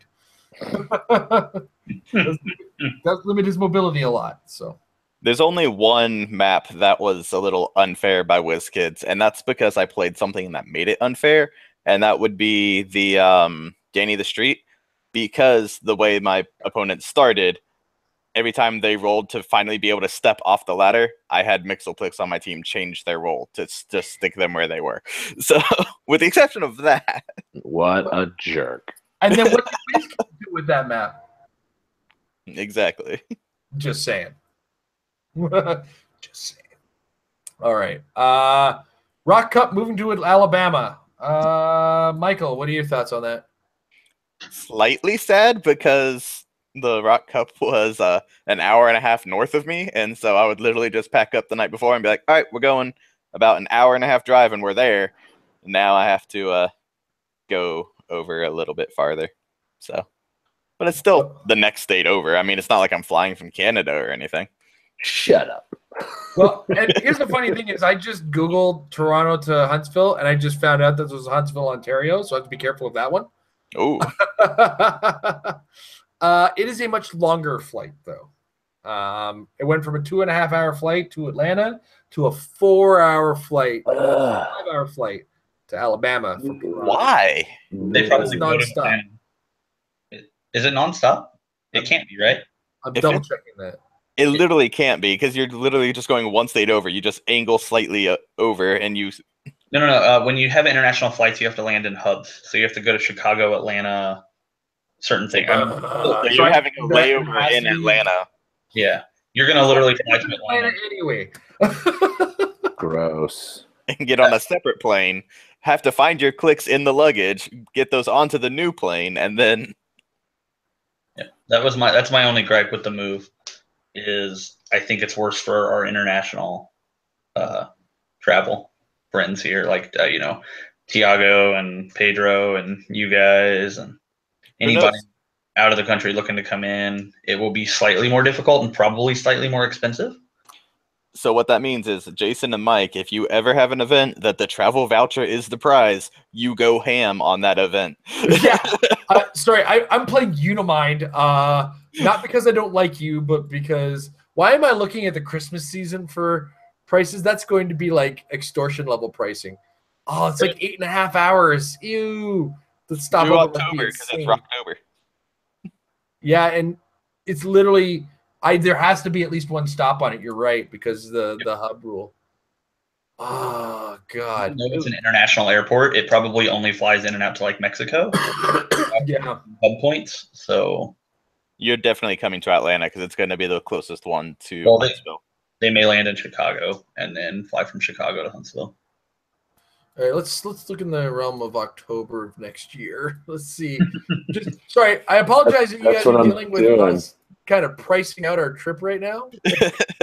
This is relevant because we have like Heroclix Brazil and stuff that come. Yeah. Uh-huh. So it does look like this is gonna be like okay. I'm 35, gonna be 35 next year, and I have been on 4 airplanes in my life, 5 airplanes in my life.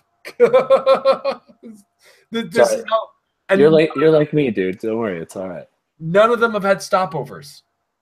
Like I've never dealt with a layover or anything like that. Like this is a new experience to me. This one has 2 stops. Like, okay, so Chicago than Memphis. Here's one of the biggest problems I've just found out is now the price is double for me. Yeah. Atlanta each direction was $350. Now I'm looking at a $700 flight. This does hurt a little. So flight vouchers, you say? Yeah. Yeah. Where the ROC Online events do travel vouchers, and Jason's like, "Well, shit, guess I am doing ROC Online." Yeah. Yeah, exactly. Eh? Get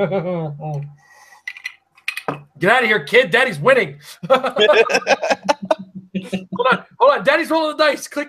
No, it's a 4. It's your fault. You were in accidents. It's like, we really want this online event. We need one more player. Super Lexi, come play. All right. I want you to meet my daughter. She's playing for me now. Okay. So that aside, now that we figured out that it's expensive as heck for myself and Mike, and then when I include my Amber as well, it's going to be a bit of a rough transition at first. I'm sure here's that thing. For an orb of people, it got better. For another orb of people, it got it's kind of a weird give and take. So I'm sure some people south of the border, like the number of people that were close to it, probably it affects them, but I don't think it affects them on the level that it's affecting. You know, when you get the further out you get, the more of a inconvenience this became. And if we stop looking at it just as like the price thing, I understand what they're doing. ROC Absolutely. is now Howard's baby. It's going to Howard's store. Like, logistically, it makes sense. It makes a ton of sense because everything is there. Everything Howard needs is there. It's not going to be like, the guy who's, like, for instance, myself and Amber doing the commentary. We are not in the situation now where it's like, do we have all the computer stuff there? The answer is yes. It just might be at Howard's house across the street or wherever he lives in comparison to the store, right? I'm making broad assumptions in the case. But either way, everything is within a locale that is ideal and close enough for them to have everything organized. And they're at home. You don't have to travel with things, and there's less chance of problems technology-wise because technology is going to be a factor in this now, right? So it also helps him in the fact that like all the side events, the battle royales, all the sealed play, it's in his store. He's the one able to turn around and sell these, like. Well, let's not kid ourselves. We knew that part. I'm really happy for his store and everything. Like my family and his family are very close, and so anything that helps them out, I'm ecstatic for. Yeah. And logistically, from the ROC's point of view, too, like from Howard and the ROC, they no longer have to rent a hall. They own the hall, right? They're already renting the hall. The product is theirs. Can't argue with that logic, right? Like so much of it is just, well, we don't have to deal with this anymore. We're just taking our business and having a busy weekend. So yep. I kind of went on and on. PJ, is there anything you wanted to add to the whole situation? No, I don't think so. No, yeah, the travel thing for international was all I had. It's great. I think it's Thanks for opening that wound on me, PJ. Thanks. At least you know now and are out later. And then truly vomiting out of your wallet. Mike? Well, I used my air miles last year, so I don't think I'm going to have enough air miles this year to pull that maneuver off again. So yeah, that makes me a little bit sad. I'm going to have to make sure that I get on some tier A movies for the first part of the year, I guess. It's a bit of a downer. That's a little farther. Last year having been my first year where I finally was able to go, but it's better that it is his home base, and he'll be able to sort of control things and organize things and have a flow better, like you said, as opposed to having to go somewhere else and be set up somewhere else along with everybody else. So good for him. Yeah. And since you're looking for A class, I'm sure the A class actors might be interested in. I think me and Pedro now refer to it as the sandwich delivery. No, everybody missed that one? Okay, cool. We'll explain that story another time then, off air. PJ remembers. Yeah. PJ remembers. It took me a second to realize what you were talking about. The sandwich delivery. Sorry, the Subway delivery. Mm-hmm. All right. So Rockboard and head judge changes, and decision makers change. I think that was to be expected, right, guys? Yeah. All right. And of course, contact Howard. I think we all agree he's the right guy to be running this. He's a great person. If you are looking to run a ROC, contact him directly. You'll have the most pleasant conversation with the most pleasant voice man you've ever had in your life. Does have a smooth voice. If you guys get on the phone, be prepared for a long conversation. Absolutely. What a wonderful conversation. You're going to feel so good after that conversation. His smooth, dulcet tones. And I'm willing to bet that every single person in this, and probably most people watching it, if you ever read a post from him, you read it in his voice the entire time. Yeah, once you've met him, or heard his voice, like, oh, no, yeah, nope, there it is. All right. On that note, the conversation came up briefly, and I kind of want to take a couple minutes to talk about it. Also, great things for the ROC. Really excited. I guess I have to start saving some money for some trip planning now.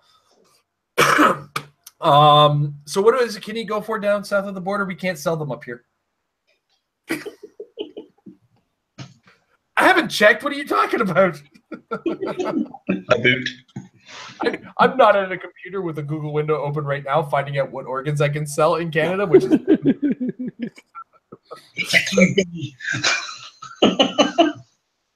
had a bunch of WKOs recently. They were sealed. They were quite enjoyable.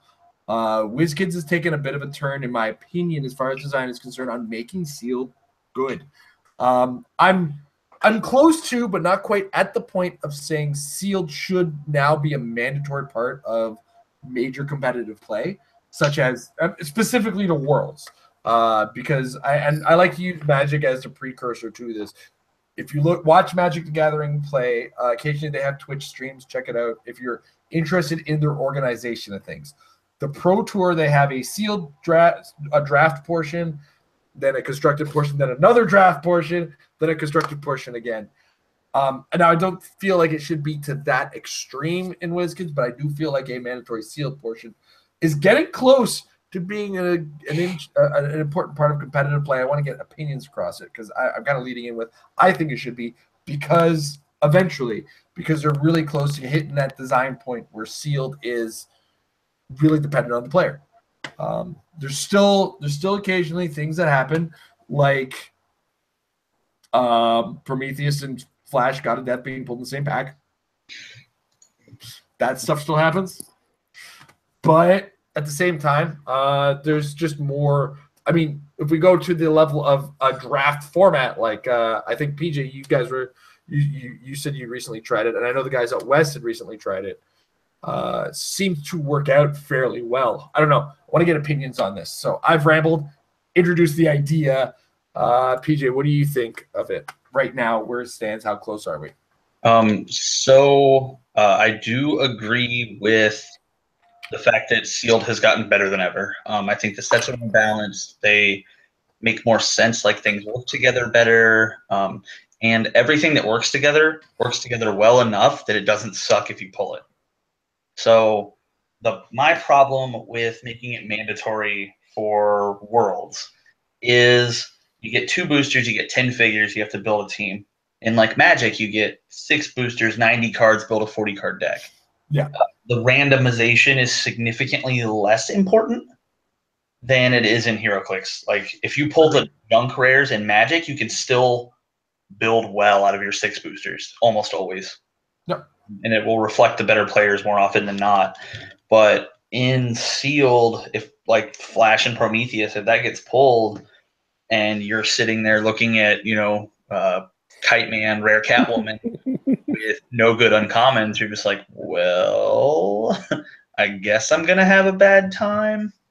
So I think the randomizer is too detrimental in HeroClix. Now, if they did I know it'd be weird, but maybe 3 boosters sealed, where it significantly changes the randomizer, I think that would be perfect. But granted, that would increase the cost, and you're looking at you're damn near $50 entry or something to play in the event. But for a world tournament, I guess $50 wouldn't be absurd. I mean, it's a lot, but I don't know. If you have extra points, you use those towards the price of their boosters. Well, we're talking WizKids World. Yeah, we're talking WizKids World right now. Okay. Yeah. They'll look at those rock points like, huh? I do think if it's going to happen, the sets are the best they've been for it, but I don't think we're close enough to compare it to other games making it mandatory yet. Okay. I also it's not up here right now. But to kind of address the cost of, we're like, when it comes to high level competitive, we're taking easy on as far as costs to play. Because I think like a Magic constructed Grand Prix is $70 or something like that to enter. Now, granted, you get a bunch of junk just for entering. Yeah.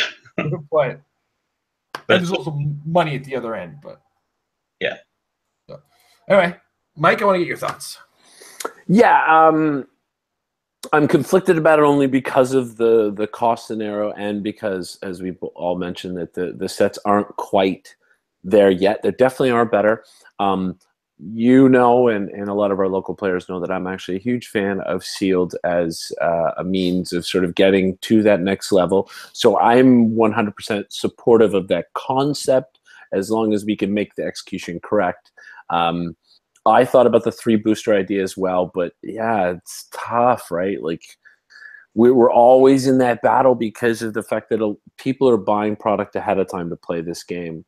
And that by the time we get to a lot of these sealed events, most people have the bulk of the set, if not all of the set. So they're not, even though they're spending the money to get something, they're often not getting anything new per se, right? Unless, of course, they pull maybe a chase or a super rare they don't have, and they can get a return on that, et cetera, et cetera. So it is difficult to find how to make this balance correct, how to get to eliminate more of that anomalous pull situation and prevent people from sort of being out of it like that. But I do really think that sealed is it's important. It's important to have that as the step before the top tier. I really do think it is. I do think that it sort of eliminates people who are sort of running on a team that they saw online, and it's like, a point and click, and they're not really bringing their skill set to it, if that makes sense. So yeah. I would love to see Sealed become that, and I agree that our sets have definitely become better. I'm just not sure. I'm just not sure that we're there because of the cost. If anyone was just seeing me make faces, I was pointing to Amber. I was thinking of trying to do the Magic Grand Prix again in Toronto. Last year it was sealed, but I missed out because I had a work deadline. This year it's Team Trios Constructed. They actually support their team format in Magic. I'm jealous. All right, Michael, let's get your opinions on the matter. I have very hopeful. We have no idea what's coming yet, but Avengers might be the pack we're looking for, where it's balanced enough for sealed play because it's the super boosters in every single pack. True spider buggies. Now try to say that. What if Spider Buggy is amazing? But I'm angry at WizKids. If you win by running over people with 2 spider buggies, I mean, you deserve to win. Let's just be real. Yes, you did. Yes, you did. But it's like they splash stuff in each set that makes you feel like they're almost there. Like for Joker's Wild, common Batman was amazing. Mm-hmm. For Deadpool, you had the Cable. Yep. For this set, you had the Prometheus as a rare. There's stuff that's in like every now and then sprinkled in that's like, okay, this is the power balance we need throughout to make sealed where it needs to be. If they can just take all these little ideas, go ahead, call it power creep, whatever, put it all in one set and keep it that way, then sealed is great. But if you're gonna have it where, oh, I pulled a chase, I don't necessarily play the best, but it's that powerful of a chase that it's just autoplay and I win because I have it. I don't know. It just feels unfair for those that are unlucky enough to get nothing but are really good players. Okay. So I want to lay out a fantasy, as it were. Maybe not this year. Maybe WizKids is listening to me and they'll do it this year or next year. We'll see. I just want to put this out there. Imagine a world. I like the idea of 2-pack draft, but maybe a control level on the randomizer might help in the fact of drafting. So maybe you open your pack, but you have to pick one of those figures, pass it on in 4-player pods. Then you start to build a 300-point team out of what you end up with in the end of your 2 packs in which you draft. Now, granted, you're likely to have more than 300 points on whatever you pull. But at the same time, if you do happen to get the double pull of a Prometheus Flash God of Death in the same pack possibility, you have to pass one of those off, right? Idea to maintain a 2-pack. But a fantasy world, you do your qualifications like we did last year, but we kind of extend worlds a day, let's say. So let's say we've all gotten through our qualifications through nationals and everything like that, but we now get into a 2-part world championships where we have a 3-pack sealed that's suggested by PJ. We each build a 300-point team still, but we have more to work with in those 3 packs. A little bit of a cost increase, acceptable, I think, in my opinion. Maybe to offset it because you have to qualify for worlds. Increase the cost of the grinders a little. Just a thought. Again, I'm just spitballing an idea. I'm just trying to create a utopian world championships here. So now you've gotten your 3-pack sealed. You've done what you can. And then we take the top 32 of that. Now you're in not even top 32. Let's go a top 60. I guess this needs some major numbers. You take your record from the first day. You take your record from the first day, and then you move now into the constructed day. Now, if you happen to have a bad day in sealed, but have a really good day in constructed, you might be able to pull yourself back. What do you guys think of that idea? Just one word, yay, nay. PJ would like that. Mike, good for that. Michael. So, WizKids, if you're listening, give us a 2-day World Championships. Day 1, sealed 3 packs. Continue our record into the second day. Let's try to pull ourselves back up. Then you cut your top 32. Boom. Well, I have a couple things to add while we're on this topic. Cool. What I would like to see also would be sealed worlds, where it's its own separate event where it's just all sealed. I'm totally down with that. I'd be down for that too. Also, I would love it. I think it would be perfect if they did a new set release as the sealed pool. Yes, that way no one knows anything about it. It's like all brand wizard? 2 weeks before the set actually launches or whatever, they absolutely drop it and let us play sealed that way. So then it's new meta for everyone. So Heroclix, I love that idea, to be really honest, because it does put everybody on equal ground where all of a sudden nobody knows anything. But they would have to like put duct tape around the mouths of everybody who works on the set, ban them from the internet use like afterwards, and have like armed security follow them. But think about this too. They would still spoil it, I think, like normal. Drip feed spoil, sure, okay. But there'll never be a doubt over when is rotation, what's going on. You will know this came out for Worlds 2015. Exactly. Worlds 2017, it's gone, kind of thing. Like, you'd have a hard set for rotation too. Welcome to the utopian world of fantasy booking for WizKids, ladies and gentlemen. I like to get our ideas out in the ether, get people talking about it, maybe even sending WizKids their own suggestion boxes. So, kind of, if you like this idea, let us know in the comments. WizKids, if you like this idea, take it, please. Run with it. Let's see what happens. And go from there. All right. So that about covers it for the day. Before we get to fan questions, anything you guys wanted to cover? PJ? Nope. Mike? Negative. Michael? I think we're good. All right. Awesome. Before we get to fan questions, if you want to join us on the Patreon Discord and troll me throughout the show like Mr. Nathaniel has been doing, check us out at patreon.com/marriedwithclicks. Any valuation gets you access to the Patreon Discord, and it also gets you access to our patron hangout, with our next one being December 8th. So it'll be the first. Oh, no, sorry. It's actually going to be this Friday, I think, because it's December 1st. Friday, December 1st. I said that. So I should probably tell the patrons that we're doing that. December 1st, patron hangout. Check us out. If you want to check it out, patreon.com/marriedwithclicks. And anything helps to support us. If you're in the $10 valuation, you were in August and September or October and September. I'm not sure which ones I'm sending out. I will be sending your action tokens out within the next day or two. We have them, and we just have to send them out. So there we go. All right. So now we move into the fan question portion and listen to Amber sneeze. I think that qualifies as a sneeze. It's close. Judges? Close. Sounded like a Pokemon call to me. It's funny because I keep Amber in a Pokeball at nights. Oh. She's so tiny. All right. Our first question comes from Lucas Tom Van Holland. I love saying long names for some reason. He leads with trying to beat Chris Stockhouse to the punch. Congratulations, you did based on timestamps. Do you guys think that Star Trek will have any actual effect on competitive play? What are your thoughts on the ROC changes? Oh, geez. I think we got that covered, right? And hopefully more events in our future, which should allow for as many people participating in the game as possible.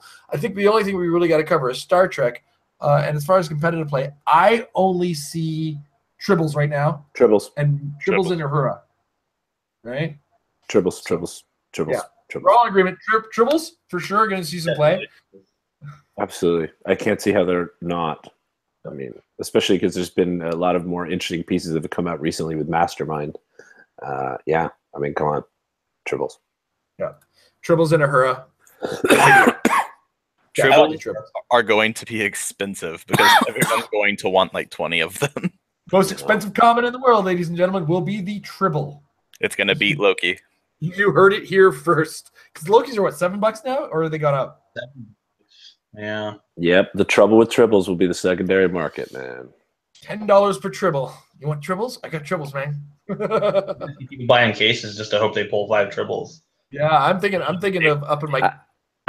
I was gonna buy 0 of this set, and now I got it because I can't buy Tribbles in the secondary market. What are you talking? Oh man, you can't do. You're better off. You're probably better off buying packs and hoping for a Tribble. Absolutely. It's probably cheaper. Crazy. Okay. I think we covered the rest of his questions throughout our conversation. We're all, I think, big on the ROC changes. I don't think we have anything negative, really, except for, my gosh, the price of flights for ROC Over. All right. And next up, all right, it's official. Where'd my stamp go? I lost the stamp. Chris Stockhouse. Amber was hiding it with her play kit, which she's putting on my NES Classic. Me and Amber are going to be fighting about organization. Stamp it. Official episode. Chris Stockhouse has a question. All right. Well, since Lucas Tom Van Hollen asked you all the questions, I guess I don't have a use this week. Or I don't have to this week. Just kidding. Since it's getting colder outside, it reminded me about how good Iceman was when Uncanny X-Men was released. How can we bring Iceman back into the competitive scene? Is a turn 1 Iceman off a potential ID card the best option, or some kind of Supreme Intelligence Iceman combo? Well, let me tell you. With 25 ID cards in the X-Men set, you heard me, 25. If one of them is an Iceman, WizKids, you should be ashamed of yourself. Because now you're one of the original 5. There's got to be an Iceman card. There will be. There's no doubt. There has to be. No, go ahead, Jason. Go ahead. Iceman's going to be a card. Who else is going to be a card? Storm. Guess what, guys? Forge. Anybody who's asking if Forge, if they find other X-Men more useful than Forge in 25 slots, they've accomplished something.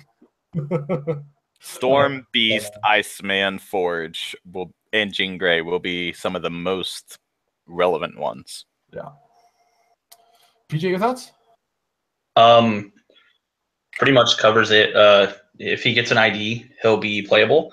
Not insane, I don't think, because he still has to stay within 5 or he poofs. So it's kind of a ghetto charge. Like, because you're not going to call him in to shoot something. It's just not what you're going to want to use him as an ID for.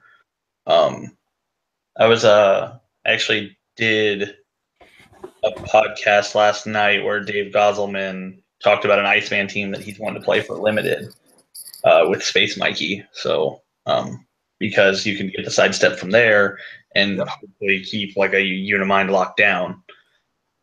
Since it's all free, you don't even take tokens to do it. And Iceman's even better now because he actually combos fully, which he didn't before, with the little ice wall and the everything. So yep. And no damage depletion. So if you running shot through somebody, you get both attacks at full damage. Enjoy. Mike? Yeah, really, that's what we're looking at. I mean, I'm always filming around with him. I had tried to make a Rock of Eternity team with him at one point in time. It actually wasn't bad. That's a potential to it. And I do love to play him. I make an X Factor team with him and WizKid. He likes WizKid a lot. But yeah, I think we'll just sort of with everything else out there right now and with the points that he's at, it's difficult to make a team around him with him on the team to start. I think the future will most clearly be an ID call-in type situation for him. All right. So next up, Michael Fedor. With the move to the Rock from Atlanta to Huntsville, do you think that there's going to be a dip in participation? Atlanta is a big city vacation destination, and the only things in Huntsville are the Havoc Ice Hockey Team and the EWTN Catholic Broadcasting Network. Bad move or worst move? All right, it's not a bad move because obviously, as we said before, Howard's keeping it at home, so he's going to be able to run a tight event. And honestly, I don't think the touristiness of Atlanta was the attraction for October. I don't think I left that hotel. Well, no, we left the hotel to go to the taco place. Right. Times. Yeah. What was it? Taqueria? Yeah, the taco Korean fusion place. I love that place. Oh, I love Taqueria. That's awesome. That's going to be the one thing I miss the most, I think, about losing Atlanta is Taqueria. That and getting carded at the grocery store for booze. Oh, it must have felt good. God, that so young. Like, are you kidding me? Look at all the... Anyway. So I think we're kind of unanimous that it's an irkful change, but it's not about the location destination kind of thing. It's about the distance from myself and Mike, for sure. And I mean, PJ destination. How much does the distance hurt you? It's 2.5 hours closer to me. Well, so, then. The one person on this show that it's closer to. Exactly. I drove 9.5 hours to Atlanta. So cutting off 2.5 hours. Is okay, so what you're saying is it's only a 7-hour trip. Only 7. Yeah. All right, we just need to go ahead and make it right in like the middle of Kansas. Let's just put everything right in the middle of the country. It's equidistant. As long as I can take one flight, I'm okay with it. Yeah. I have a hard time dealing with the airport for one flight and knowing where I need to be, when I need to be there, et cetera, et cetera. I got like major flight paranoia. So the fact is that I run the risk of maybe showing up and I have to run to the next flight because it leaves in like 15, 20 minutes. I don't know my way around any airport. I will poop myself. There will be pooping. It will be in my pants. And nobody's happy in that situation. No, especially not the people stuck on the second flight with you. Exactly. It's already hard enough to pack for these events. Like packing to make it convenient to get to a second flight. Oh, all right. Danderette, what figure did you have the most hype for? For it to Bruce Banner Felly. Oh, so what figure have you been hyped for? Oh my gosh, this is going to be awesome. And it just kind of fell apart on you in the end. For me, it was Superman Blue. I was super hyped for Superman Blue. And like he did what he was supposed to. Just what he was supposed to wasn't enough, I think, is ultimately what I came to the conclusion on. PJ? Mine was in recent times, probably Elijah Snow. Super hyped for that guy when he got spoiled. And man, if everything that was relevant in the game didn't have flight, he would be so much better. Yeah. And then all of a sudden, Unimind showed up. We were hyped for about a week and a half of anything in Elseworlds I wanted. It was like, oh, Unimind. Okay, well, thanks. Well, never mind. Nothing else matters except for Peace Machines. That's What If anyway. Never mind. Yeah, nothing relevant out of Elseworlds. Mike? Green Arrow. I mean, he doesn't count. I'd have to go back really in time, and I think about two figures. The Moon Knight from the Avengers set. I was a huge Moon Knight character fan from the comics for a very long time. And when I heard that Moon Knight was coming, I was super stoked. And then you gave him a power that you're never, ever, ever, ever going to be able to use. Okay, yeah, I have Perplex, and now I use it, and I lose it. Okay, well, that's helpful. Thanks for that. And early Taskmaster. Not way back in the day. There was the Vet Taskmaster, who was a Minions of Doom character. He was not a bad fill-in figure or whatever. But the first one, when special powers were really out and they were trying to flush out what he could do with photographic reflexes. The Avengers set one. Yeah, again, Avengers. Very disappointing set for a lot of figures. Yeah, it just never worked out the way he wanted it to. And again, another character that I was a huge fan of, and just the click was just so sad. The Civil War one's not bad. I kind of like the Civil War one a little better, and the one that was just before the Civil War one, I can't even remember what set that was in, but those would be the Chaos War. Yeah, Chaos War 1 too. I like that one. So a little overcosted, but yeah. Well, it doesn't help. The Avengers one was butt ugly too. Totally. Oh, so ugly.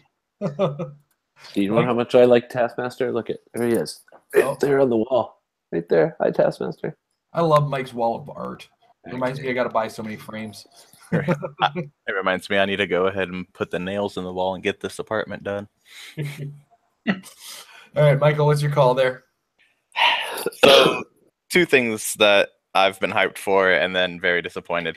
One is a future one, and that would be the Spider Buggy. I'm already bracing myself now. I am a huge Spider-Man fan. Y'all should have done it with Killer Moth.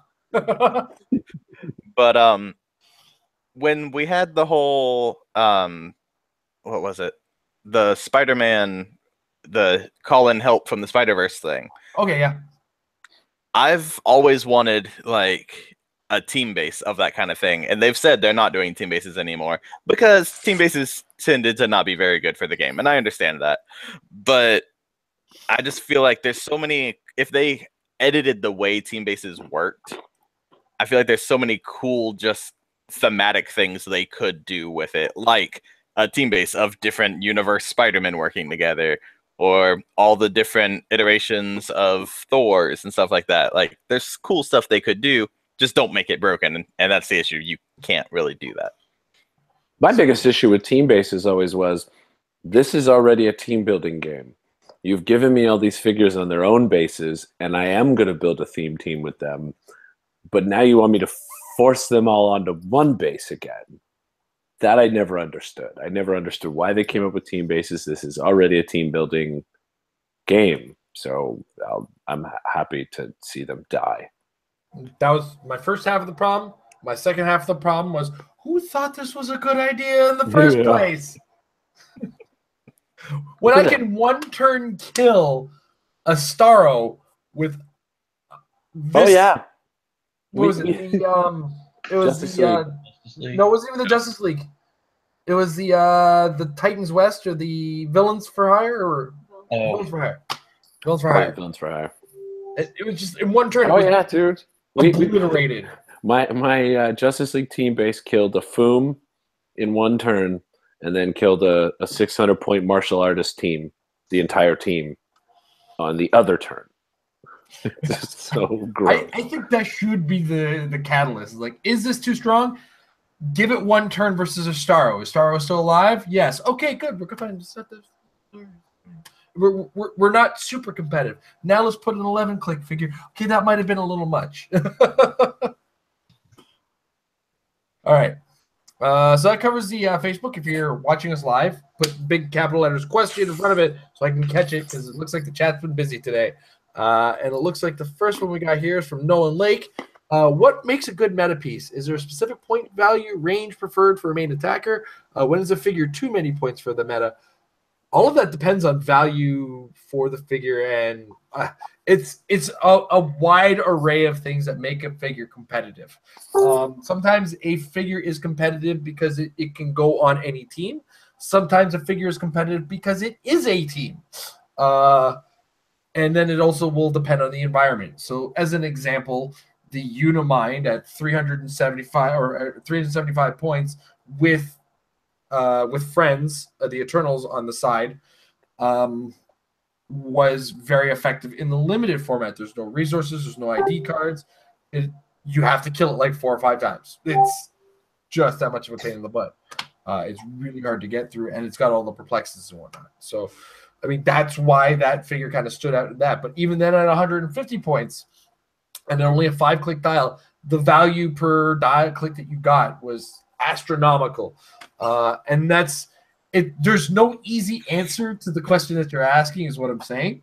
But the baseline, and I'll let the other guys maybe help define it if I don't quite have it 100%, is what am I getting for my points?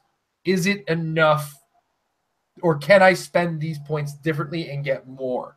Is always the question you kind of ask yourself when you look at a figure and you're saying competitively. So, for instance, we all said Uhura is pretty good at 40 points. So we're all going to ask ourselves, okay, what can I get for 40 points that might be better than Uhura, but either will do the same thing or more? So that's kind of my take on valuing a figure. What would you say, PJ? Shameless plugging. My first paid Majestics article was how to evaluate pieces on if they would be competitive or not. But to kind of go into that, you nailed it.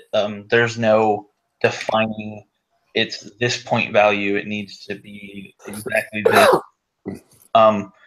There is no such thing as a preferred point range for a main attacker, because you're looking at anywhere from Doc Ock to Full Dial Unimind. I mean, obviously you don't want your main attacker to be 30 points, but it's not unheard of for your main attacker to be 0 points because of like Gertrude York's an old lace. The token is your main attacker, so there's no true definition. And then again, like you said, there's no such thing as too many points for the meta, I don't think, as long as the piece is worth its weight in the points that it's taking. Like again, Unimind, but or like the Godlex, when Nick is gone, he's going to be ridiculously good at 250 because there's not going to be anything that gets through his mastermind. So it's a matter of using the points effectively. Ha ha ha! Joker at 30 points still seems pretty good. I think we all kind of called that. It's like, hold on a second. So if I pay 30 points, you have to do 18 damage to him, and I can heal. Who made this? As a non-action, you can heal. Yes. Yeah. It's not even a thing. You just do it. Everyone with Mastermind is in love with Haha Joker. I mean, yep. Mike? Yeah, like all you guys said, there's no hard and fast rule, but definitely when you're building your team, for every point or points, whatever, that a figure's taking up, then he's also got to be bringing something to the table, you know? So if a figure is half the points on your team, then he better be able to do half the work that your team needs him to do. He can't just be an attacker. He's got to be an attacker who can prob his own rolls, can boost his own stats. You know what I mean? Because like we all know that when you're building a team, you're trying to cover all the bases. You want to have ways of re-rolling dice. You want to have ways of negating powers. You want to have ways of attacking and doing damage. You want to modify stats. Like these are the things that you're looking at on your team. So for all the points that you spend on a figure, they've got to provide those things. So the more points you're spending, the more points they have to do. If you're only spending 40 points on an Ahura and she's got the perplex, that's great. But if you can get a 40-point figure who can also perplex with maybe a little less range, but they can prob as well, well, maybe that's going to be more beneficial to you, because we all know how important rerolls are.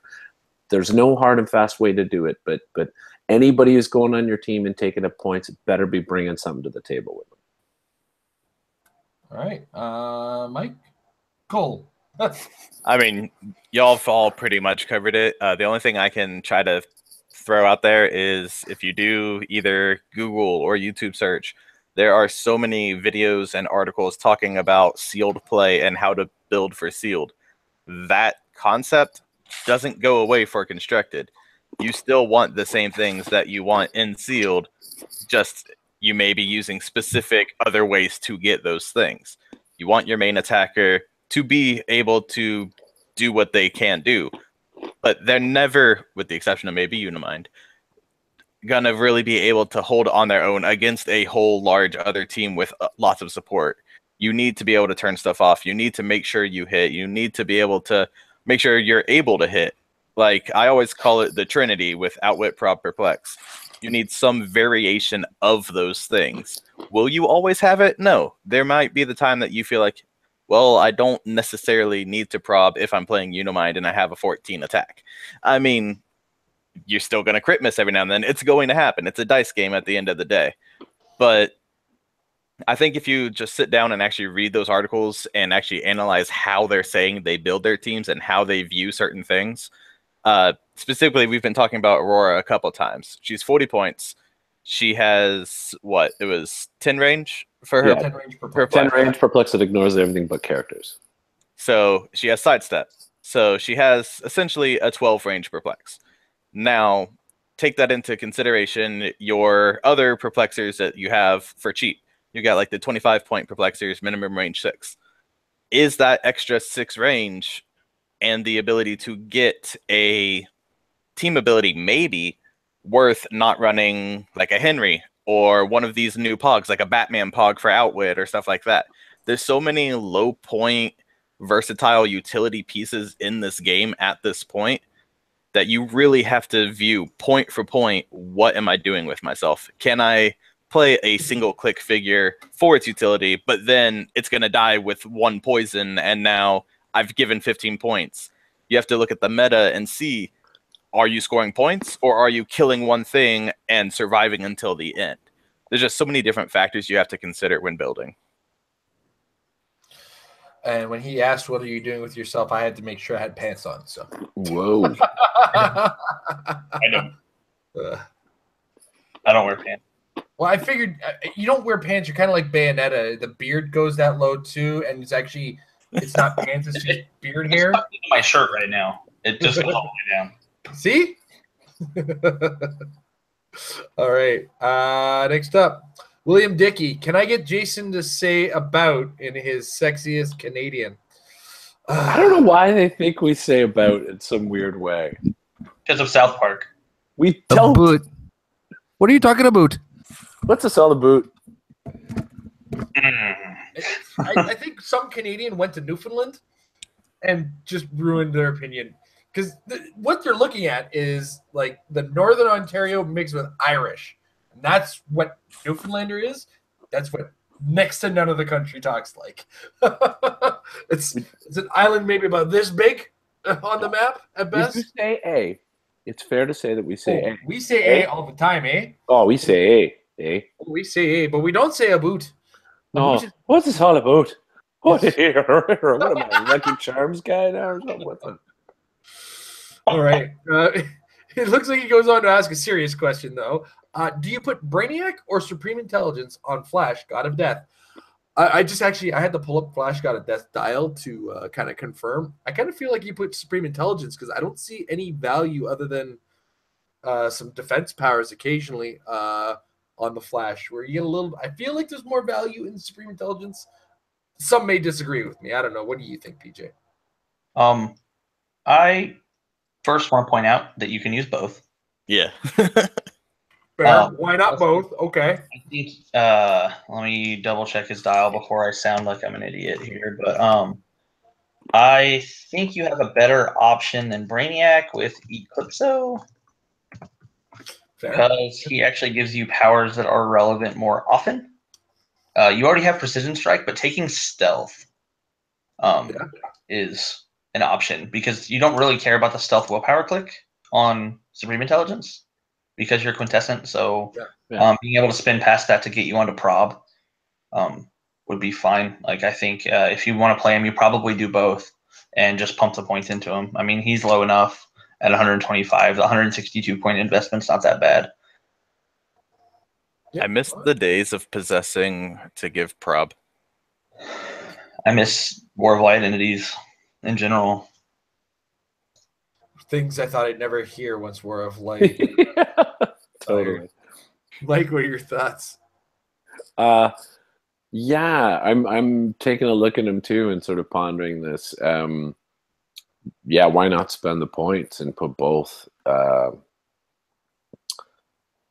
Yeah. Yep. Like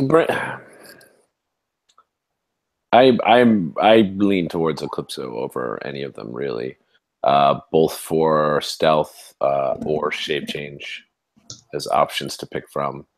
I mean, I like the idea of giving him Outwit early on from Brainiac, but if you could drop a click anyway, you're going to get that from Eclipso.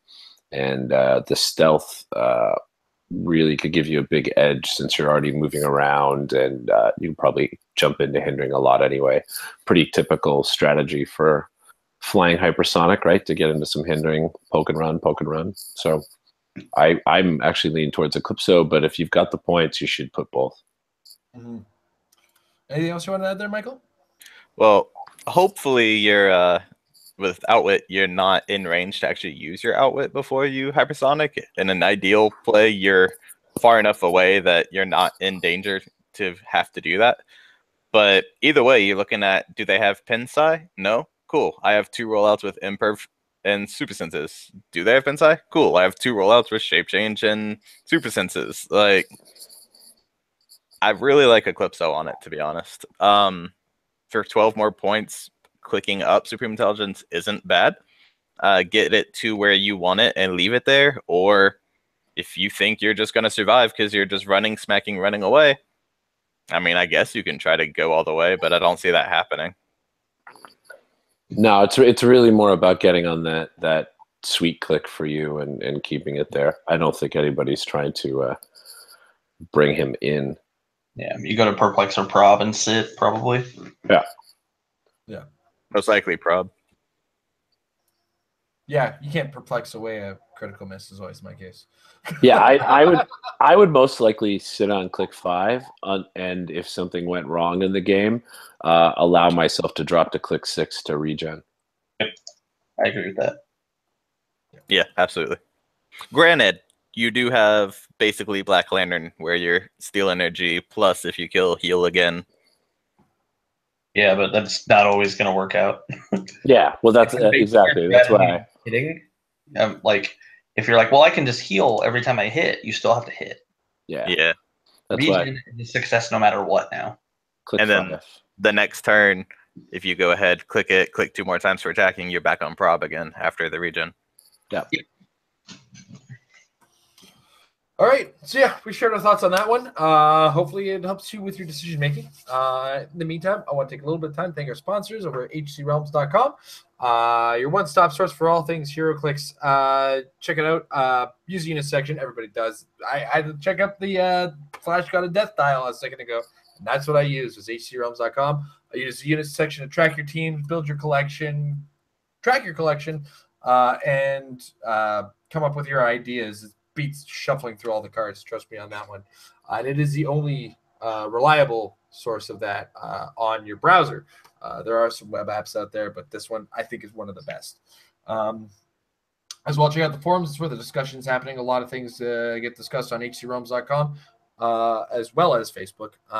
And, while you're there, go to the shop, check out some cool stuff, and put in the coupon code MARRIED for 10% off of your purchase. Also, excuse me, I'm going to die before I talk about the Majestics, ccg.com. This place is another source for all kinds of Heroclix brain dumps from some greats in the game. If you check out the premium site, the Apex Insiders, that's majesticcg.com/Apex-Insiders. For $3 a month, you get brain dumps from some of the greats in the game, including, PJ himself here, Easton Brock, Paris Gordon, Adam Friedman, who, man, that guy's got an analytical mind that needs to be put to sleep.